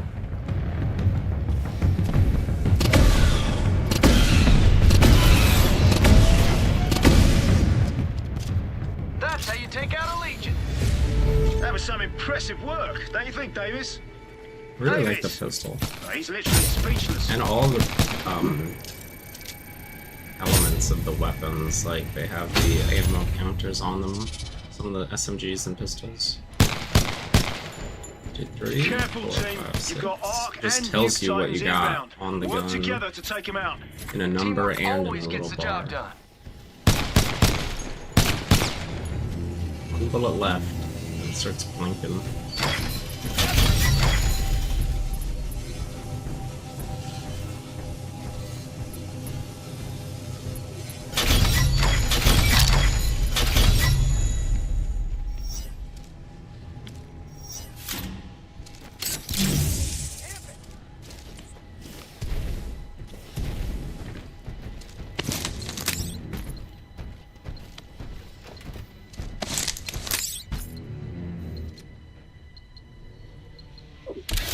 Two C4s? Holy shit. Team, there's another wave on the way. Get ready. Time to wave back. We'll shoot them. Whatever gets the job done.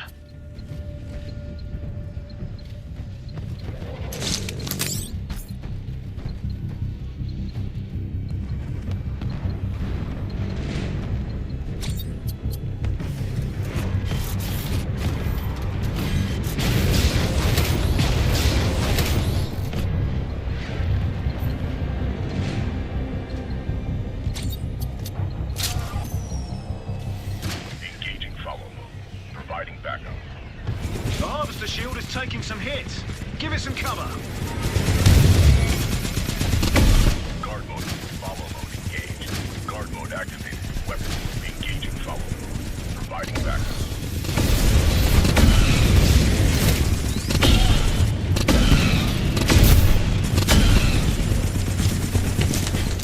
Guys, we just lost a pilot out there. You've got to be more careful.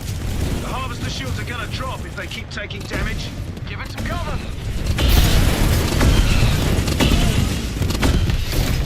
Enemy scorch taken out.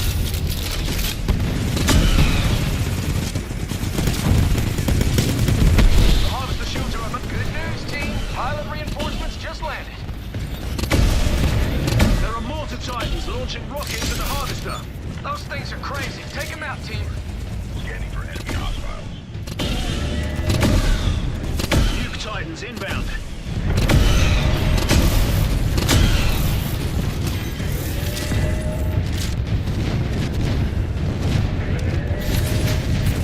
Watch out, team. The shields are down. Protect the harvester. You got this.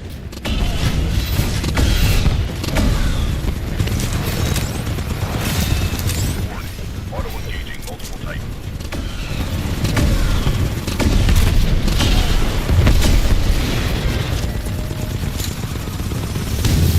We've got a pilot down.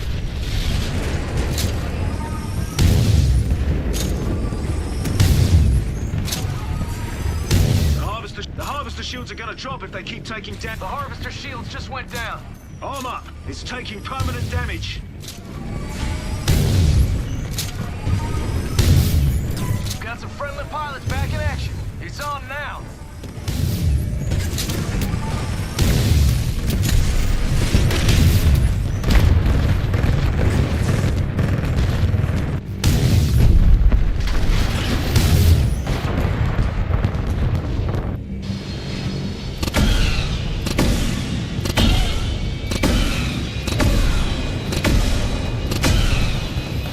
Harvester health is at 75%.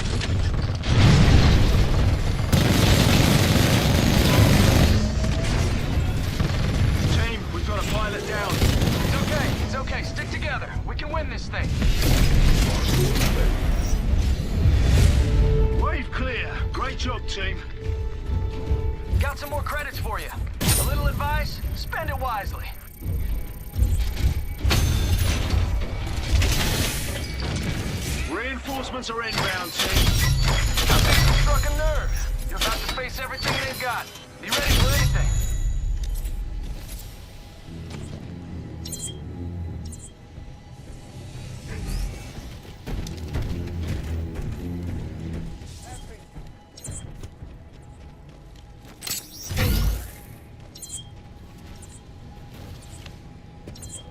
Follow mode engaged.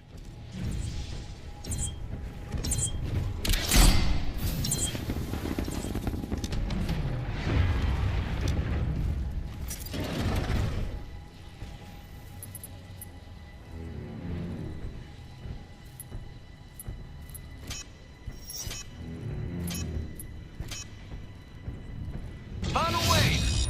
Gonna ride it to the very end.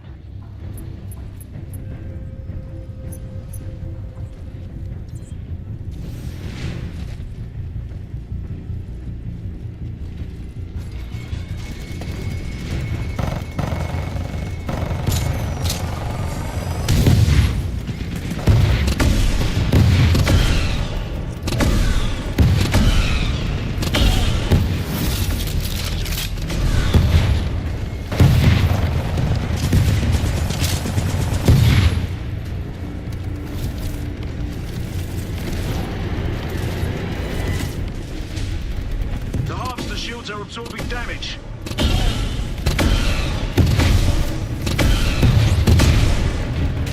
Engaging hostile infantry.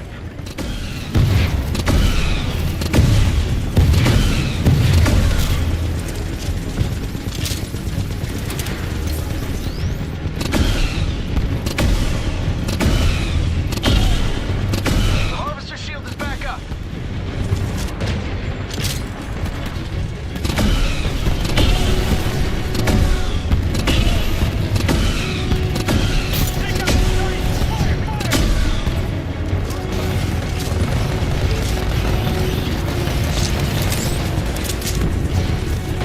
Guys, we just lost a pilot out there. Gotta be more careful. Engaging hostile Titans. Energizing weapon systems.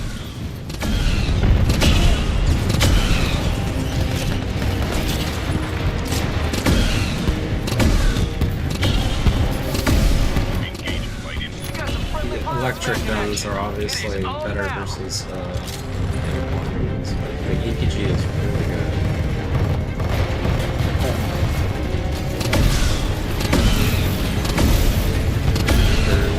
Stalkers and drones get one shot. This thing is amazing. Probably don't have access to it yet, but yeah.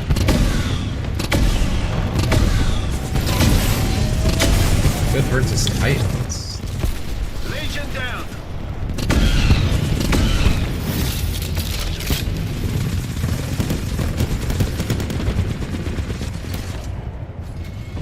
Engaging Titans. Spinning up primary weapon systems.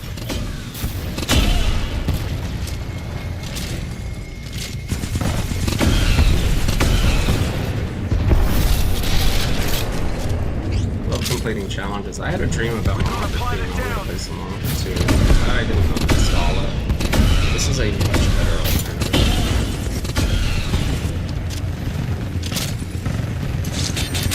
The harvester shield is taking. Watch out, team. The shields are down. Protect the harvester. You've got this. Good news, team. Pilot ring. Harvester health is at 50%. Hostile Titan team. Checkmate. I don't play chess, but great work.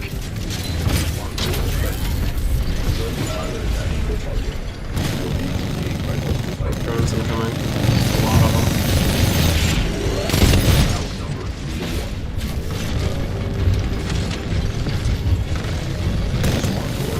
Team, we've got a pilot down. It's okay. It's okay. Stick together. We can win this thing. We've got multiple pilots down. Stick together out there. Pilot, you're the only one left on your team. Hang in there until your team is back in action. Yeah, snipers. Reinforcements are inbound, team. Listen up, team. The harvester shields are absorbing damage. Put an end to it. We've got a pilot down.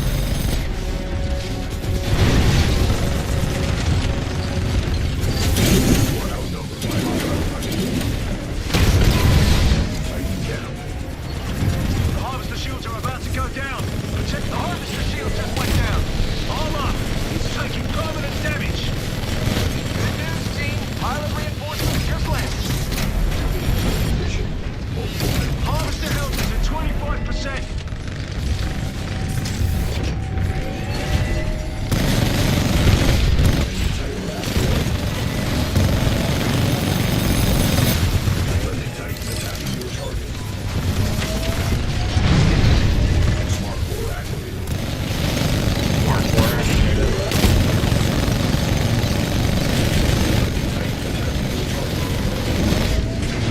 The harvester shield has reached, team. We've lost another pilot, team.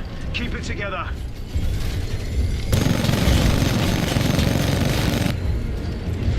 Harvester shields are back One online. motherfucker left in this bitch, and I'ma go beat his ass real quick.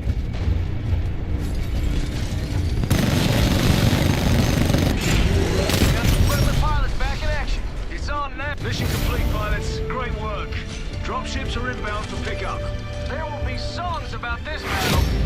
Maybe or not. I had to get hit by the Anyways, fight great for a victory. second. I was like, alright, smart, engage. Playing. Yeah, MVP. Legion's definitely my favorite. I like the minigun. I was using the sniper one and I didn't like it. No, I actually don't like the sniper very much. I could hit things really hard. And I got the highest score somehow. Don't know how you're doing that. Maybe it's the... I didn't get any turrets. I always get turrets, but these times I'm going like melee with my actual pilot, so I wasn't getting turrets. I got 2 of the bombs, but then I never did it. So...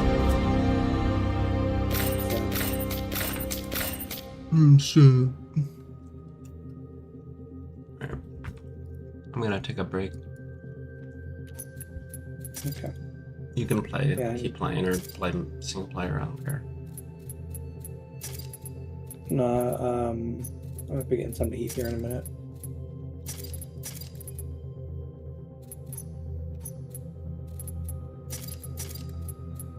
RPG is pretty fun to use. Yeah, I wish there was just a better PvE mode. I have to be. Okay.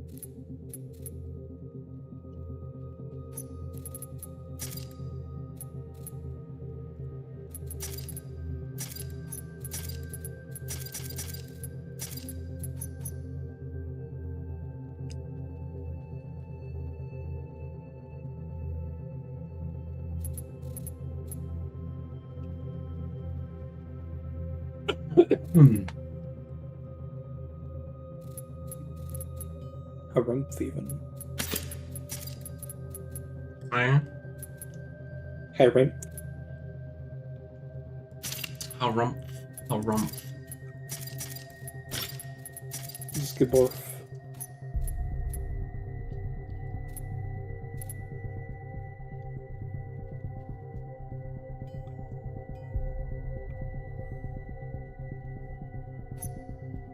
Cheese sauce. About cheese sauce. I don't know. How'd you know I had cheese sauce in front of me?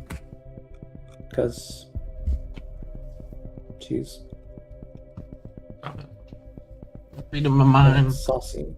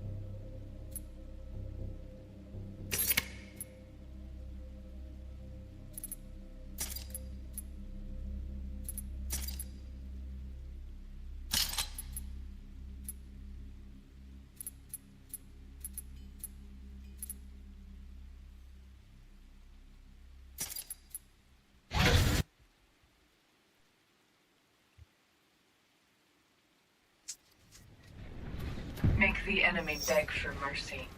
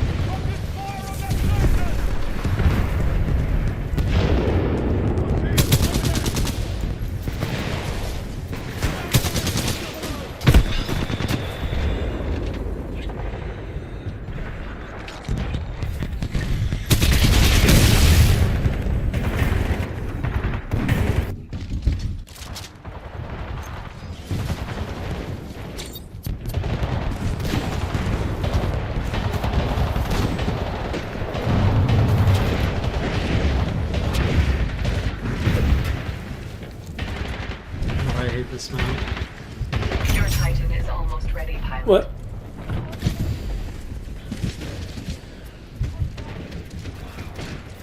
What did you say? Nothing. Jesus.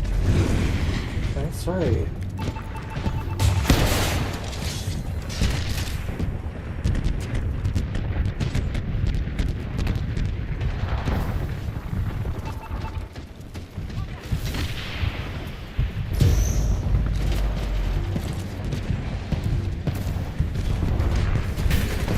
Defeat is not yet imminent. We can still achieve victory.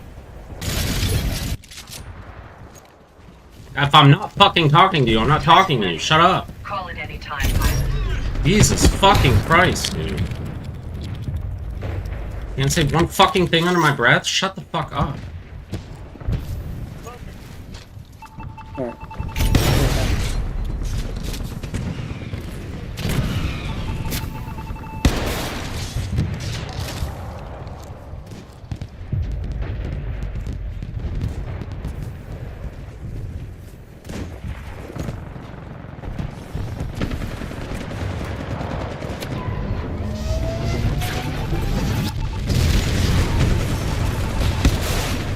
Pilot, your Titan is standing by. Call it when ready.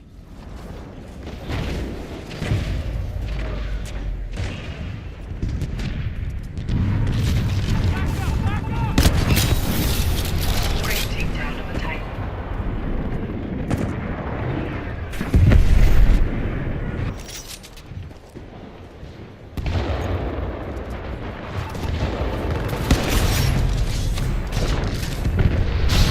Stand by for Titanfall. Reinforcements on your...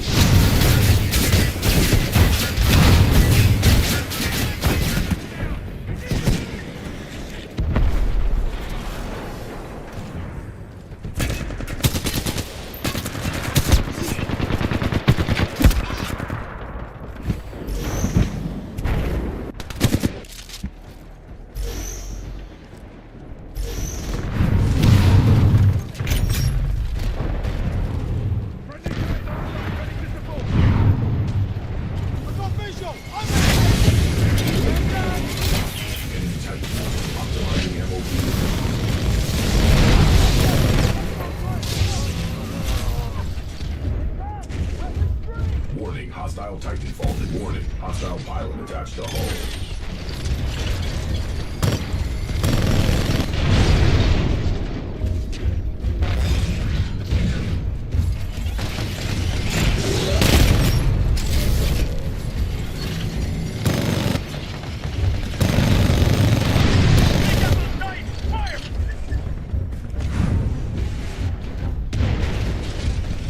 Friendly Titan attacking your target.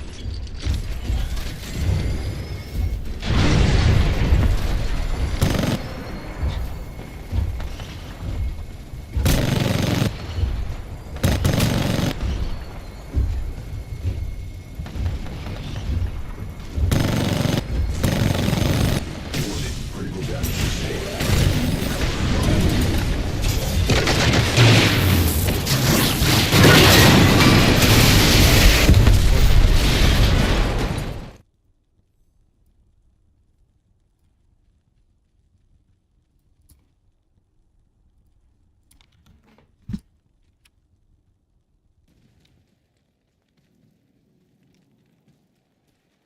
You have...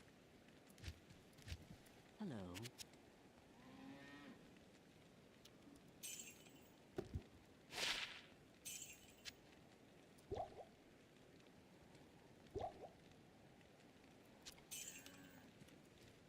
Not in town.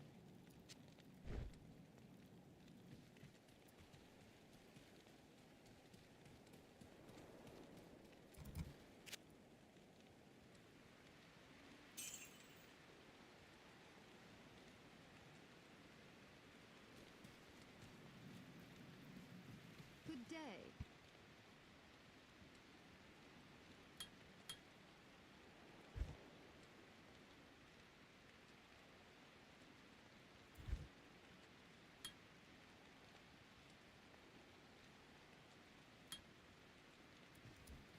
Well, yes?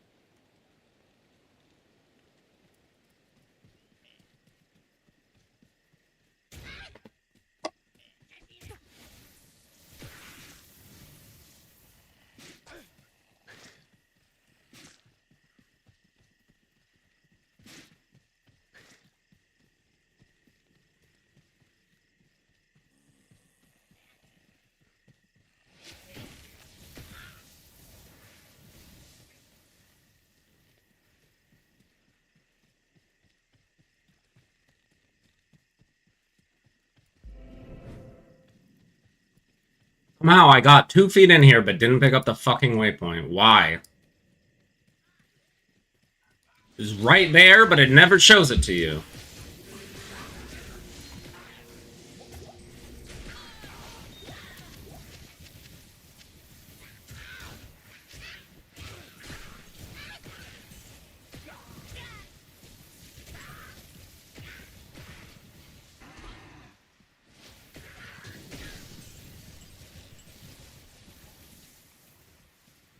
Not enough mana.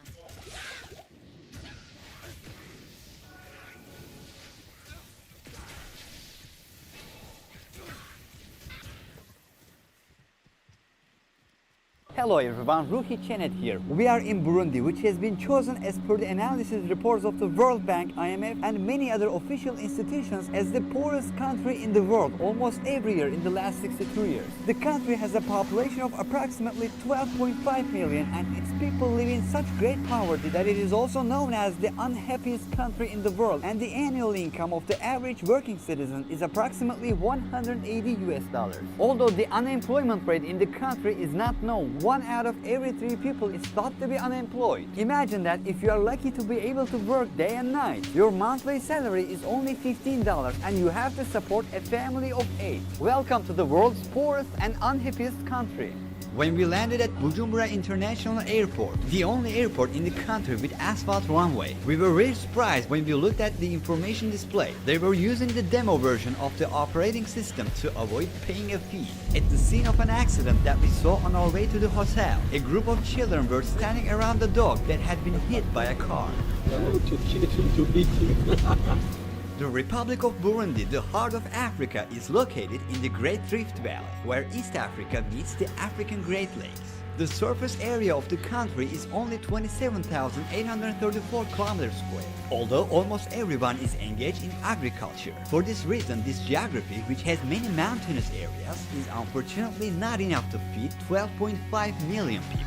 The most populous city, Bujumbura, has a population of 380,000 people. We are in the Buterere district in the center. The first striking detail is that there are children everywhere. The kids of the neighborhood are busy fishing. 65% of the country's population is under the age of 25 and 45% is under the age of 15. Only 3% are 65 years old or older. They don't have many toys to play with.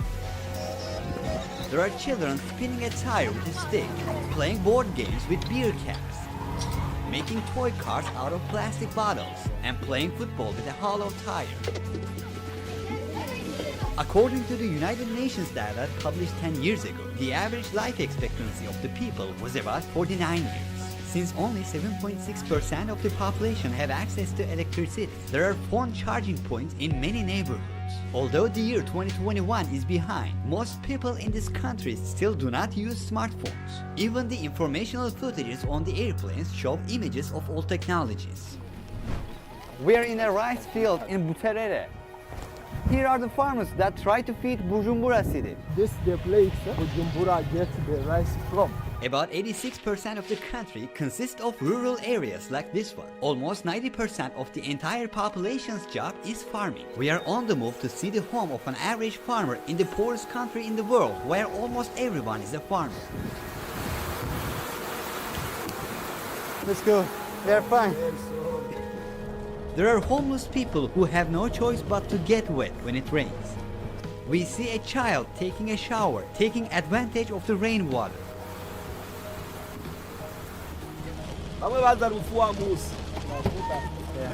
We can get in the house. This is their house? Yeah, this just one room? There are 8 people living in this house. It means 8 children, 2 parents. This is their bed, this one. So they just, spread it and sleep on it. And they sleep on it. So they have another one, this is for children. So 8 children sleep on this. Oh. They took it from the garbage there. These all 8 children belongs to her? 8 children belong to her. What is his name? How old is John? He's 58. He's a farmer. How much does he earn per month? How old is the eldest son? What does he do now? He has gone to garbages to collect different things. Thank you for your time. What does he want to say to the camera?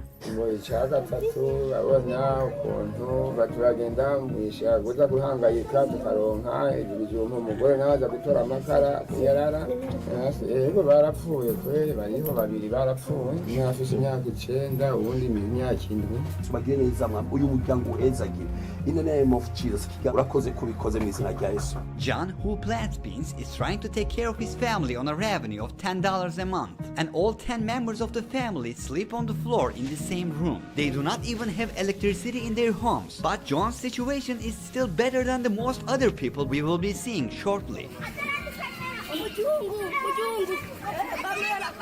It is possible to come across people everywhere in Burundi, which is the second most densely populated country in Africa. There are 451 people per 1 square kilometer, and more than 70% of these people live below the poverty line. 1 out of every 20 people dies from malnutrition or starvation. Currently, $1 is equivalent to approximately 2,000 Burundian francs. However, it is almost impossible to buy dollars at this price. One can provide some dollars from the black market, and $1 is converted to about 3,000 Burundian francs. So according to this, their most valuable banknote, 10,000 francs, is about $3.3. As today's technology is lacking in Burundi, the jobs that exist in other countries don't exist here. We are on our way to conduct interviews with professionals from various classes of society, including policemen or carpenter. A person who owns a bicycle is considered to have a profession in Burundi. These people try to hold on to life by carrying the products from the farmers to the markets. How far does he carry this load? 1 ton. They might go and get back around 9 hours. They went at 4 a.m. They are barefoot. They don't feel pain in their feet. In fact, they are taking them from another province, countryside. They earn 3,000 per day, approximately 90 cents. They earn good then compared to the other guys. Yeah, but they work hard. Imagine riding from one province to another, lot of kilometers, many hours. They also pay tax for that. Bare feet, torn clothes.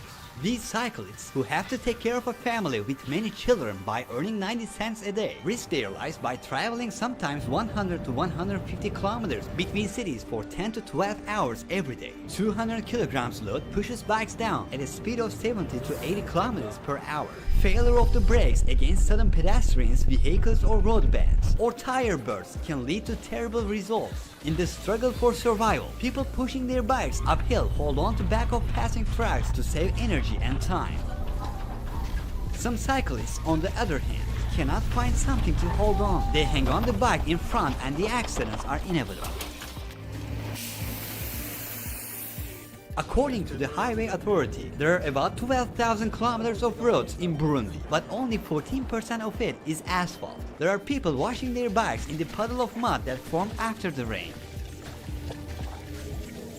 Some people dry their rain-soaked clothes on an electrical transmission tower on the street because they don't have a home. We are at the meeting and eating point of cyclists on a highway. What is that? This is sweet potato, 100 Burundian francs. How much does she earn per month? 5,000 Burundian francs, which is around $1.5. How does she, get by? And there are kids that are helping them selling mushrooms and whatever.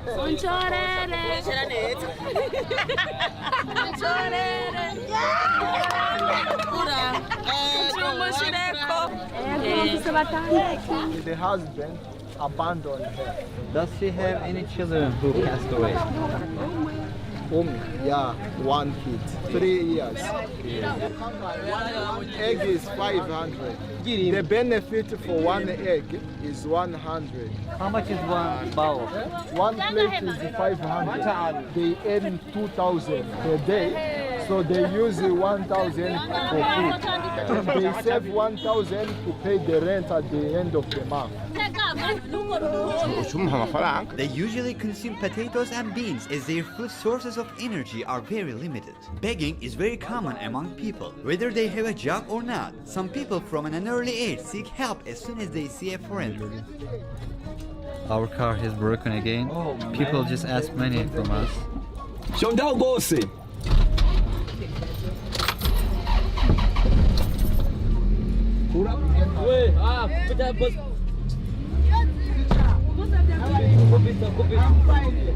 The tree prevented the car from falling off the cliff. Look. Oh my. Those who do not own a bicycle carry the bananas or other loads on their heads day and night to earn 50 cents a day, sometimes walking barefoot and transport them from the villages to cities kilometers away. These lives who walk from one city to another on foot exhaust their bodies and health on these roads. At their last stop, Bujumbura City Market, most products are sold directly from the farmer as there is not enough technology to process or package the products. Hello.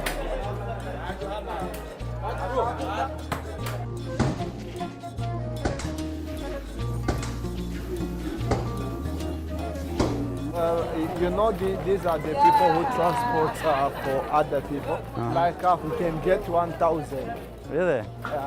In this market, which is the largest shopping center in the country, there is not much except food. They call this place Kotebu. Some people don't like the camera here. They're not used to it. This place is full of people. We are on our way to Gitega, the country's second largest city and capital with a population of 135,000. See you guys. We can take a limited time, not more than 5 minutes. So that it may not cause troubles. Political turbulence reigns in every corner of the country. Our driver is wearing a jacket today and has a Bible on the front console of the car to skip the police checkpoints. Police checkpoints here start with a stretched rope across. According to our guide, these people are from the youth branches of the leading party and they block the road to do identity checks. Our driver presents the documents at the checkpoint to the police, but they say that our car will be towed away since there's a crack in the windshield. The driver calmly negotiates with the police and pays a bribe of 5,000 Burundian francs, which is about $1.6.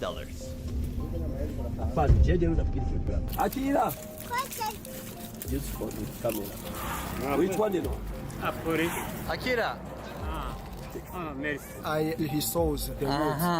How much does he earn a month? I think we should help him. I want to say something. Thank you. This is the investment you give me. I will buy 2 woods so that my job continues. How much does he earn per month? $10. And he carries people. Motor taxi. We took one of the police officers in the car to understand how they, who are civil servants, make both ends meet when they don't ask any bribes. How much does a police officer earn a month? It is around $14. But they also get revenue from unofficial pays, bribe money. They just get the money to drink beer. They don't get a lot from it.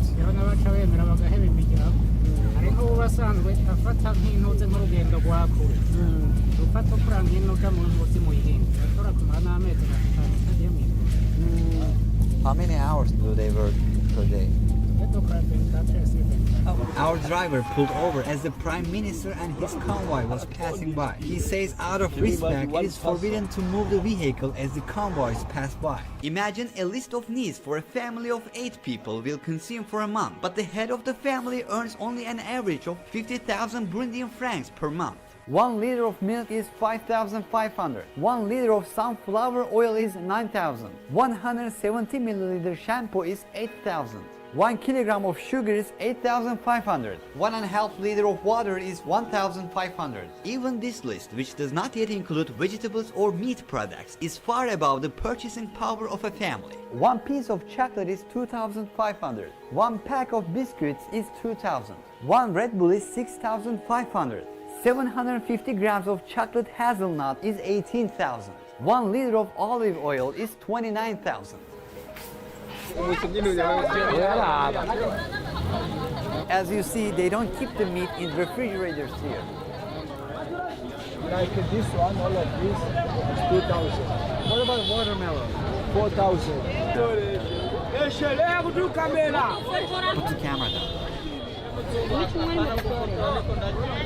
An average Burundian has to work for approximately 230 years without spending any money to earn the full annual salary of an average US citizen. They are relying on human muscles here. He keeps throwing the bricks upstairs. These bricks, which will be used in the construction of a new house, are made of a muddy mixture without undergoing any firing process. Just 100 meters ahead and in the middle of the street, a man is fainting, probably due to starvation. It is heartbreaking to see this child who has no arms trying to carry his sibling. We can't help but wonder what kind of job this kid will do to survive when he will be 20 or 30 years old. We are now in school. Most of these children will most likely be employed instead of continuing their education. Only 32% of students in the country complete their secondary education. Less than 1% of the population attend university. The only state university in the country is University of Burundi. What are the dreams of the students? They believe that attending the school to become great people in the future. What they want to become when they get old?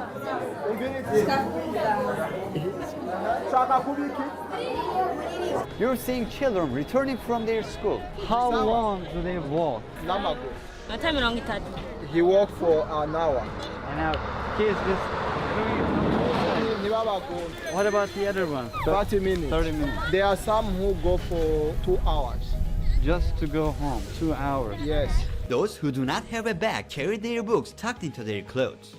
These young people drenched in white that we saw passing by are producing cassava flour, which has plenty of starch in its roots. So you see, this is the flowers for cassava. We have what we call ugali. Ugali is cassava bread. They make bread out of this? Yeah, out of this. They earn per month less than 20,000 Burundian francs. Is less than $10. How many hours do they work? Where do they stay? Mubahil. Yes. They sleep here. Quanto aigura? 30,000. 30,000 years old. We came to the carpenter. He's the one who is making yeah, he has doors, cupboards, and something else.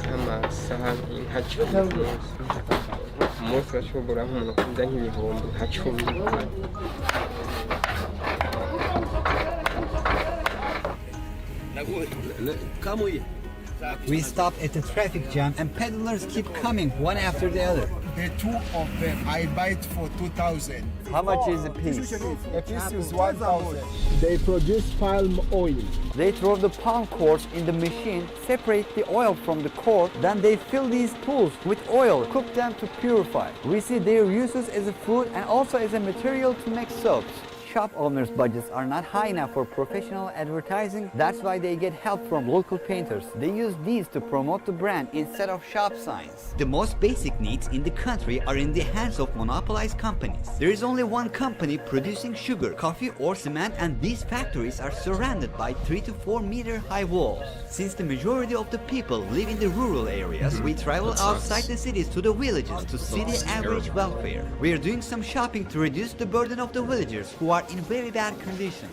We're buying enough cassava flour to feed 30 people for only $15.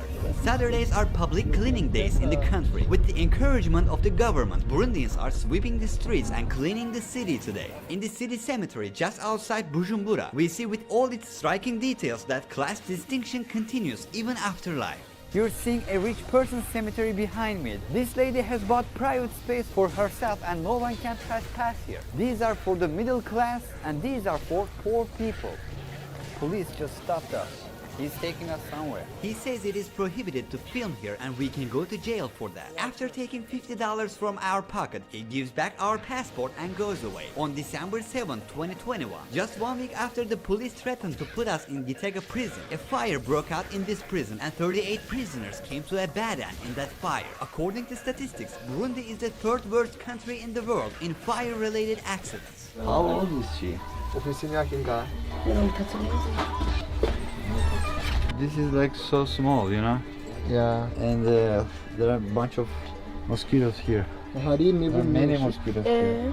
And these are leftover food? Yeah. Where does she sleep? It is here. She put something here and sleep. From this side to this side? Yeah. With her 4 children. Her husband died and 3 other children died, so she remains with 1 boy.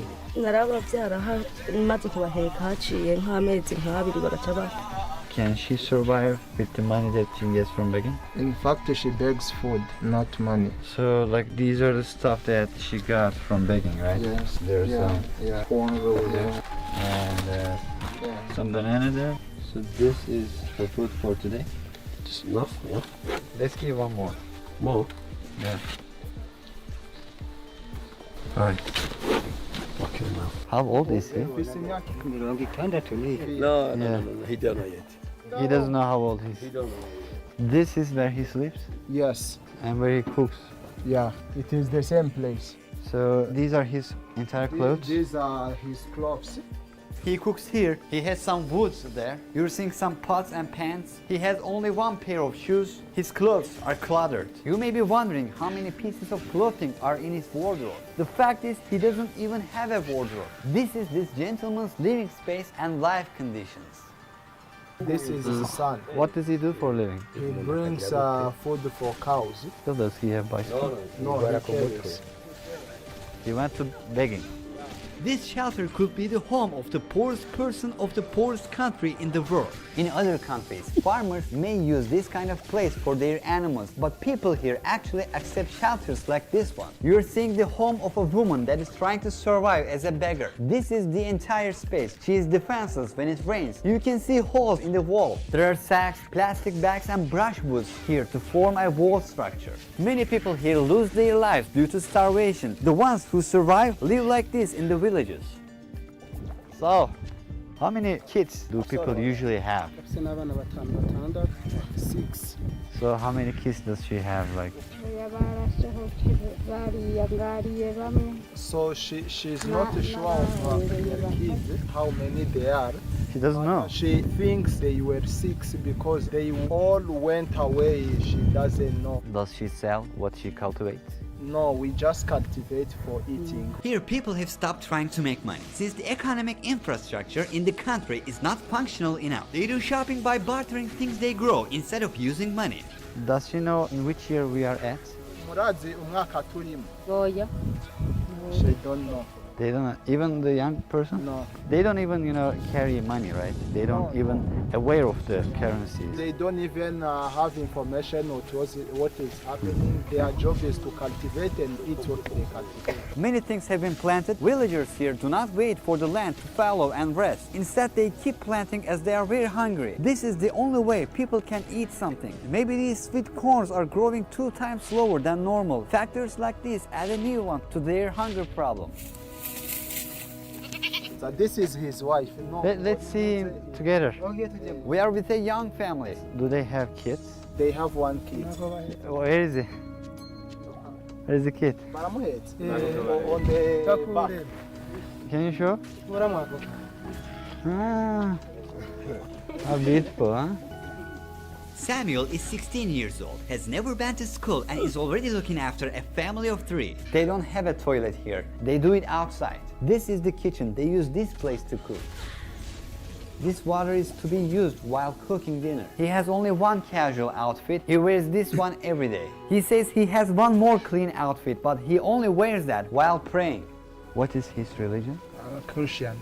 According to known official data, 20% of the female population in the country is forced to get married before the age of 18. The Burundians, who see children as a blessing, have an average of 5.5 children per woman. It is also quite common for some men from the previous generation to have 25 or 30 children from more than one woman. Burundi, where protein is not consumed in sufficient quantities, is the 3rd country in the world that consumes the least meat in proportion to the population according to the United Nations data. The second least meat-eating country is India, and the first one is Bangladesh, and vegetarianism is very common in these countries. According to the same report, the average daily meat per person is only 14 grams, and meat is about only 2% of total food consumption. The lack of important nutritional sources such as iron, vitamin A, iodine, and zinc causes IQ loss and deficit of physical growth and development. Anemia is also very common in this society. According to analyses of the World Food Program, 1 out of every 5 children loses their life before reaching the age of 5 due to these reasons. According to the World Health Organization, in Burundi there is only 1 doctor for every 35,000 people. 2 million people living here have never been to a hospital in their life.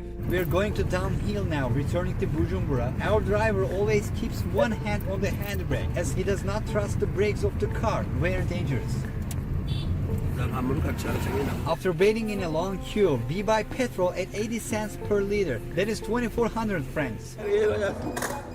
Today, a state of chaos prevails in the city. Using a single bicycle for transportation, a family of 4 is on their way to attend the church service on Sunday. We are at one of the Sunday services organized by a church. It is one of the activities where the public socializes easily. Approximately 84% of the population is Christian, 2.5% is Muslim, and the rest believe in a goddess called Imana, which is a part of their old religious beliefs or do not believe in any religion. You'll now hear the traditional Burundian music. They will also dance.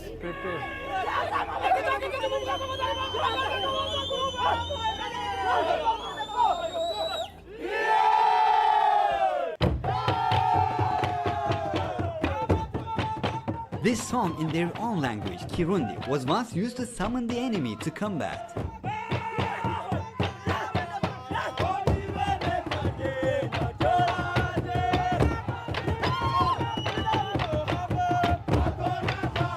The Kingdom of Burundi became part of German East Africa in 1890 and it was later transferred to Belgium after Germany's defeat in World War I. The Belgian government, which has made its presence felt in all areas, had introduced ethnic discrimination starting from 1933 and artificially created different classes by distributing identity cards to the people according to the determined physical characteristics. In terms of demographic structure, 85, 14 and the remaining 1% of the population consist of different lineages.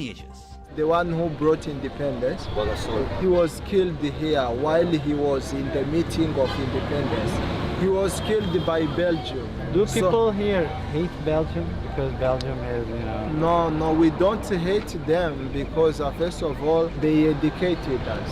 We use their educational system. Everything officials, we copy Belgium. And that's why we even speak French. They are our colonizer and we take them as our tutor. Although the Belgian abuse that lasted until July 1st, 1962 ended in official record and Burundi declared its independence, it has become mandatory for the people to carry an identity card showing their tribal origin, and this conflict, which continued until 2005, has ended the lives of approximately 300,000 people in this country. People consider themselves lucky as the Belgians have brought Christianity here. A famous African proverb says, when the missionaries came to Africa, they had the Bible and we had the land. They said, let's pray. We closed our eyes. When we opened them, we had the Bible and they had the land. In addition to children who have lost their parents due to unfortunate events that occurred in the past or due to AIDS, there are many children abandoned by their families due to economic instability. According to the SOS Children's Village organization, the orphan population in the country today is 610,000. That is 5% of the total population of the country. All these orphans are usually pushed to work. An important number of them are forced for inappropriate matters, and some are sold like stuff.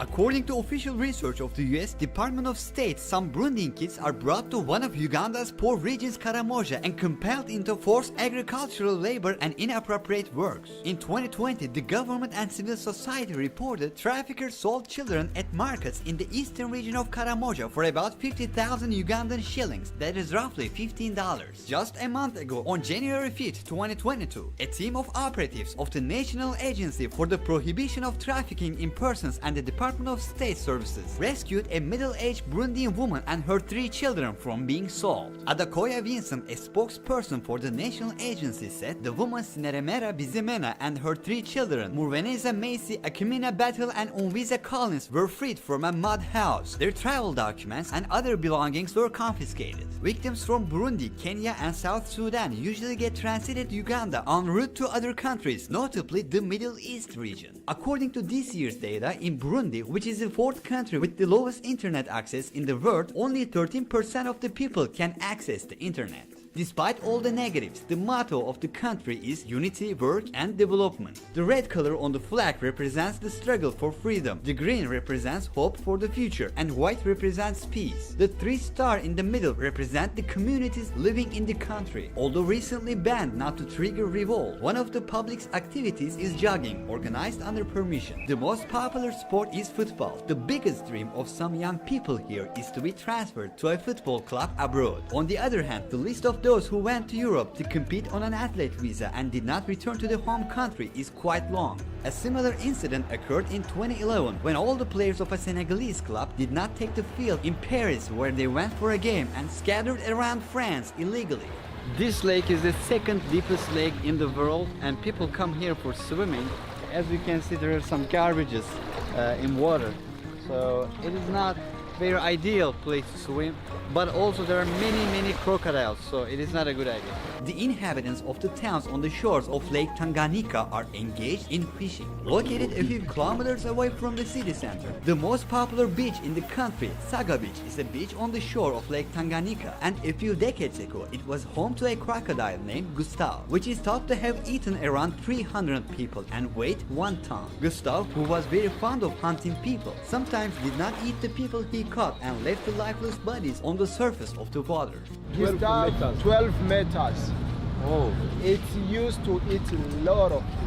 They get into these coffin-like boats. These are called bato, and these boats look very primitive. Water is leaking through it. There are patches on them. Yeah. One guy catches around 30 fish. Yes. How much does he earn per month? They earn more than 100 a month. People who fish, they actually earn a lot of money. Why does not more people join them? Some people think that maybe they are not skilled enough. Are there any crocodiles in this lake? Yeah, they are crocodiles. This is the size. This is the size of an average crocodile. Yeah. Are there any people who lost their lives when fishing?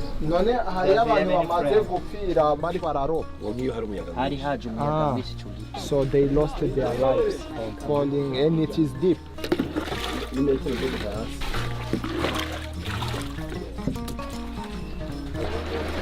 Experienced fishermen can determine the spot of danger with the help of bubbles that rise to the surface. Crocodiles that know how humans taste hide in the water. They can sometimes target fishermen when they see their boats. People are trying to make ends meet in tough ways, and we are here to take a peek at their life for a very short time. We are going further on the lake. This guy will fish. As you see, our bateau is taking water. We constantly have to drain this water. This boat will probably be underwater if someone doesn't drain the water for a week. This is a routine process and very hard. They say there are many crocodiles here, but even the children are used to this lifestyle. It is an ordinary day for them, and this is the way they survive. Life is hard to earn here.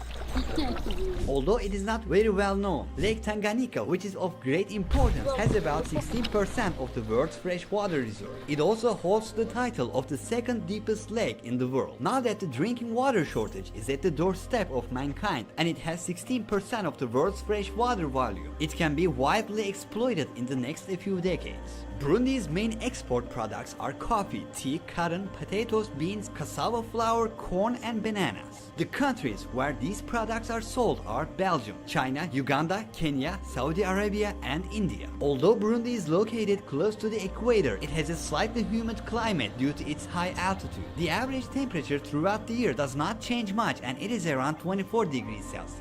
The country experiences the rainy season twice a year, between September to November and February to May. While the mountainous terrain and increasing number of trees cut down have made the country vulnerable to flood disasters. Many Burundian homes have been destroyed due to the increasing number of floods in recent years, and their farms, which are their source of income, have been ruined. In the city of Gatumba, the people have lost 90% of their belongings due to the flood in April 2020. The country is like a tree that loses its leaves month after month. People here are hoping that spring will come, but at the heart of Africa, humanity hasn't come out of problems yet. In this documentary, we got to know the world's poorest country and its people. We witnessed the desperation story of a society accustomed to hunger. You can learn more about the sources that we used for the preparation of this documentary.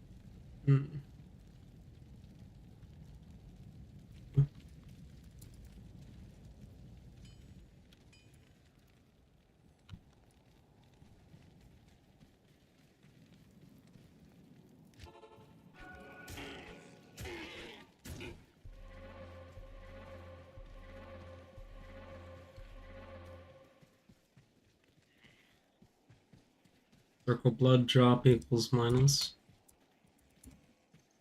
Sure.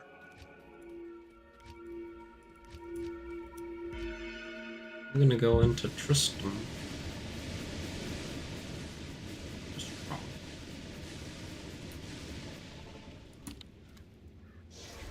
was no match for Diablo's fury. I have a level 12 lizard. What? Goodbye, Griswold. Oh shit, he killed my guy.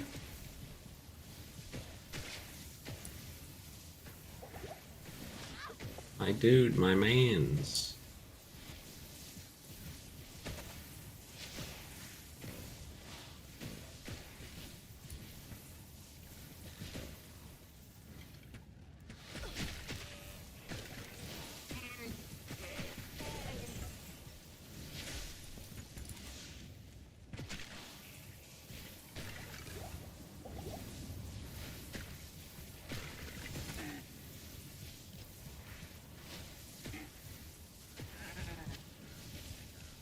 Man.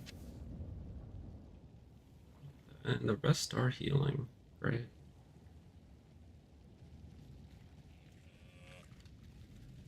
There's good old Wirt. Mm-hmm. Need his leg. He died. No, he didn't. You don't know that.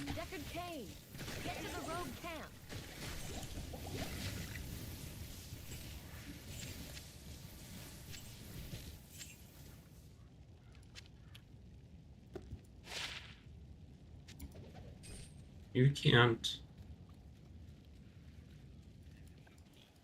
Oh no, he did. You're right. How'd you know? Because Impossible.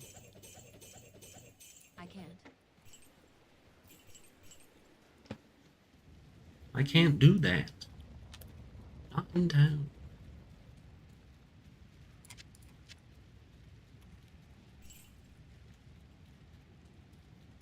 With the link. Deckard Cain.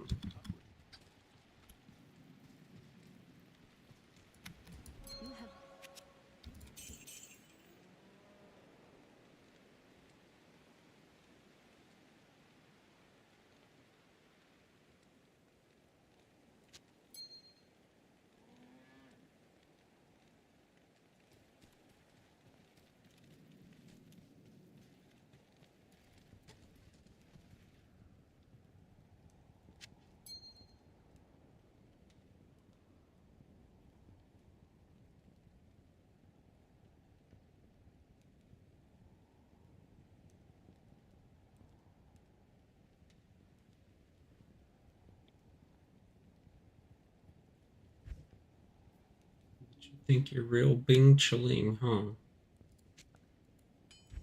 Ching-bling. Ching-bling.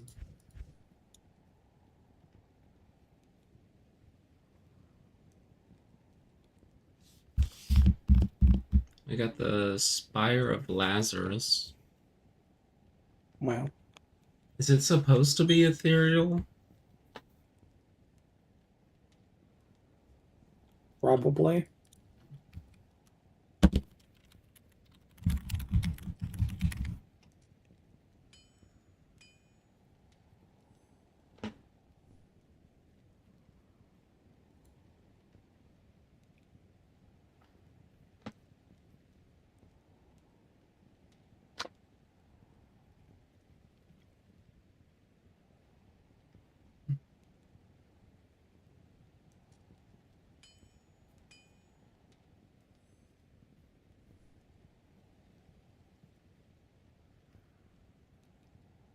No, I don't think so. So I just got screwed. Very cool.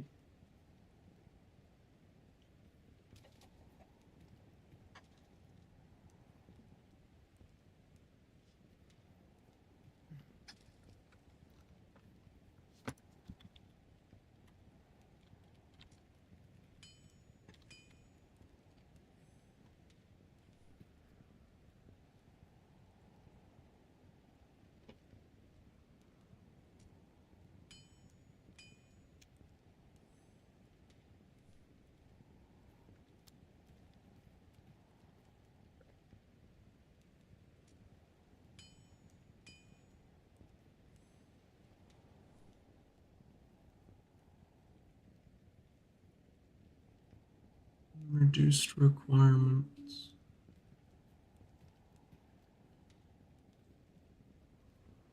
Pretty good staff for a lightning sorc. 1 to all sorcerer skill levels.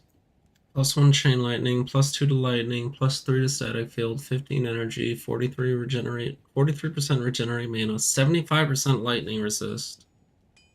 Damage reduced by 5. Yeah, it's a bit ridiculous. And it sounds really good for a staff, actually. Arrgh.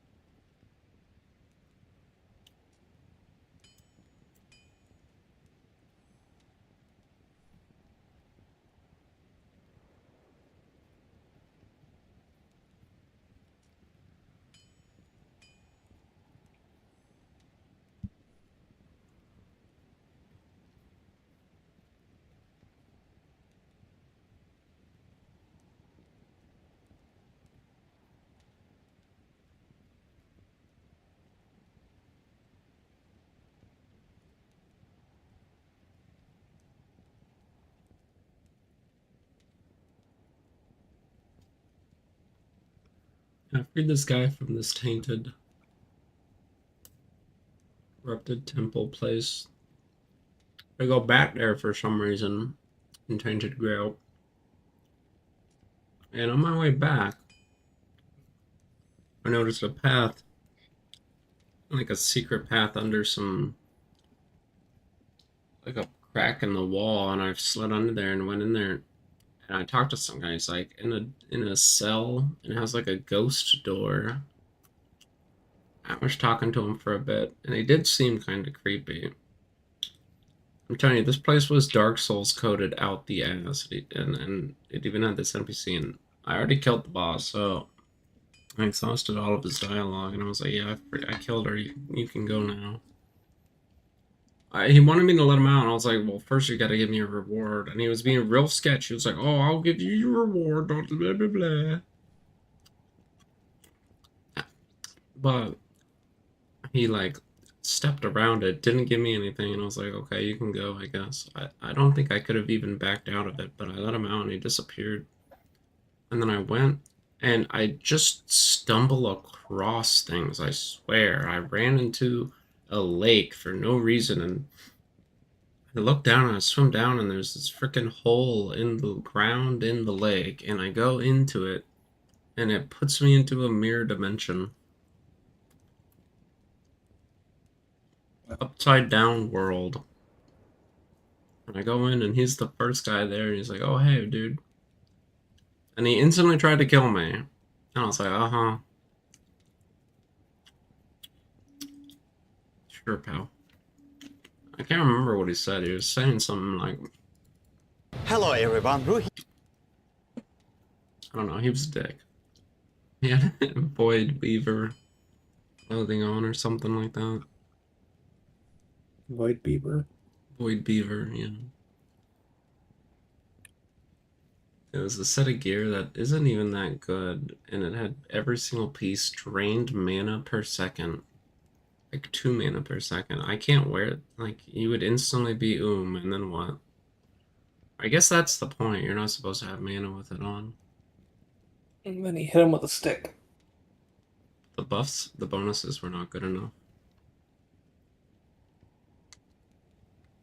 Very weird. We've seen it here. We are in the world's most air-polluted city, according to the American Air Quality Index report, which is Lahore in Pakistan. Air pollution steals 5 years from people's average lifespan. Lahore City, which is also a great example of environmental pollution, is a great indicator of the damage that humans cause to nature. Let's start exploring the most polluted city in the world. Lahore, one of the most densely populated cities on the planet, has an approximate population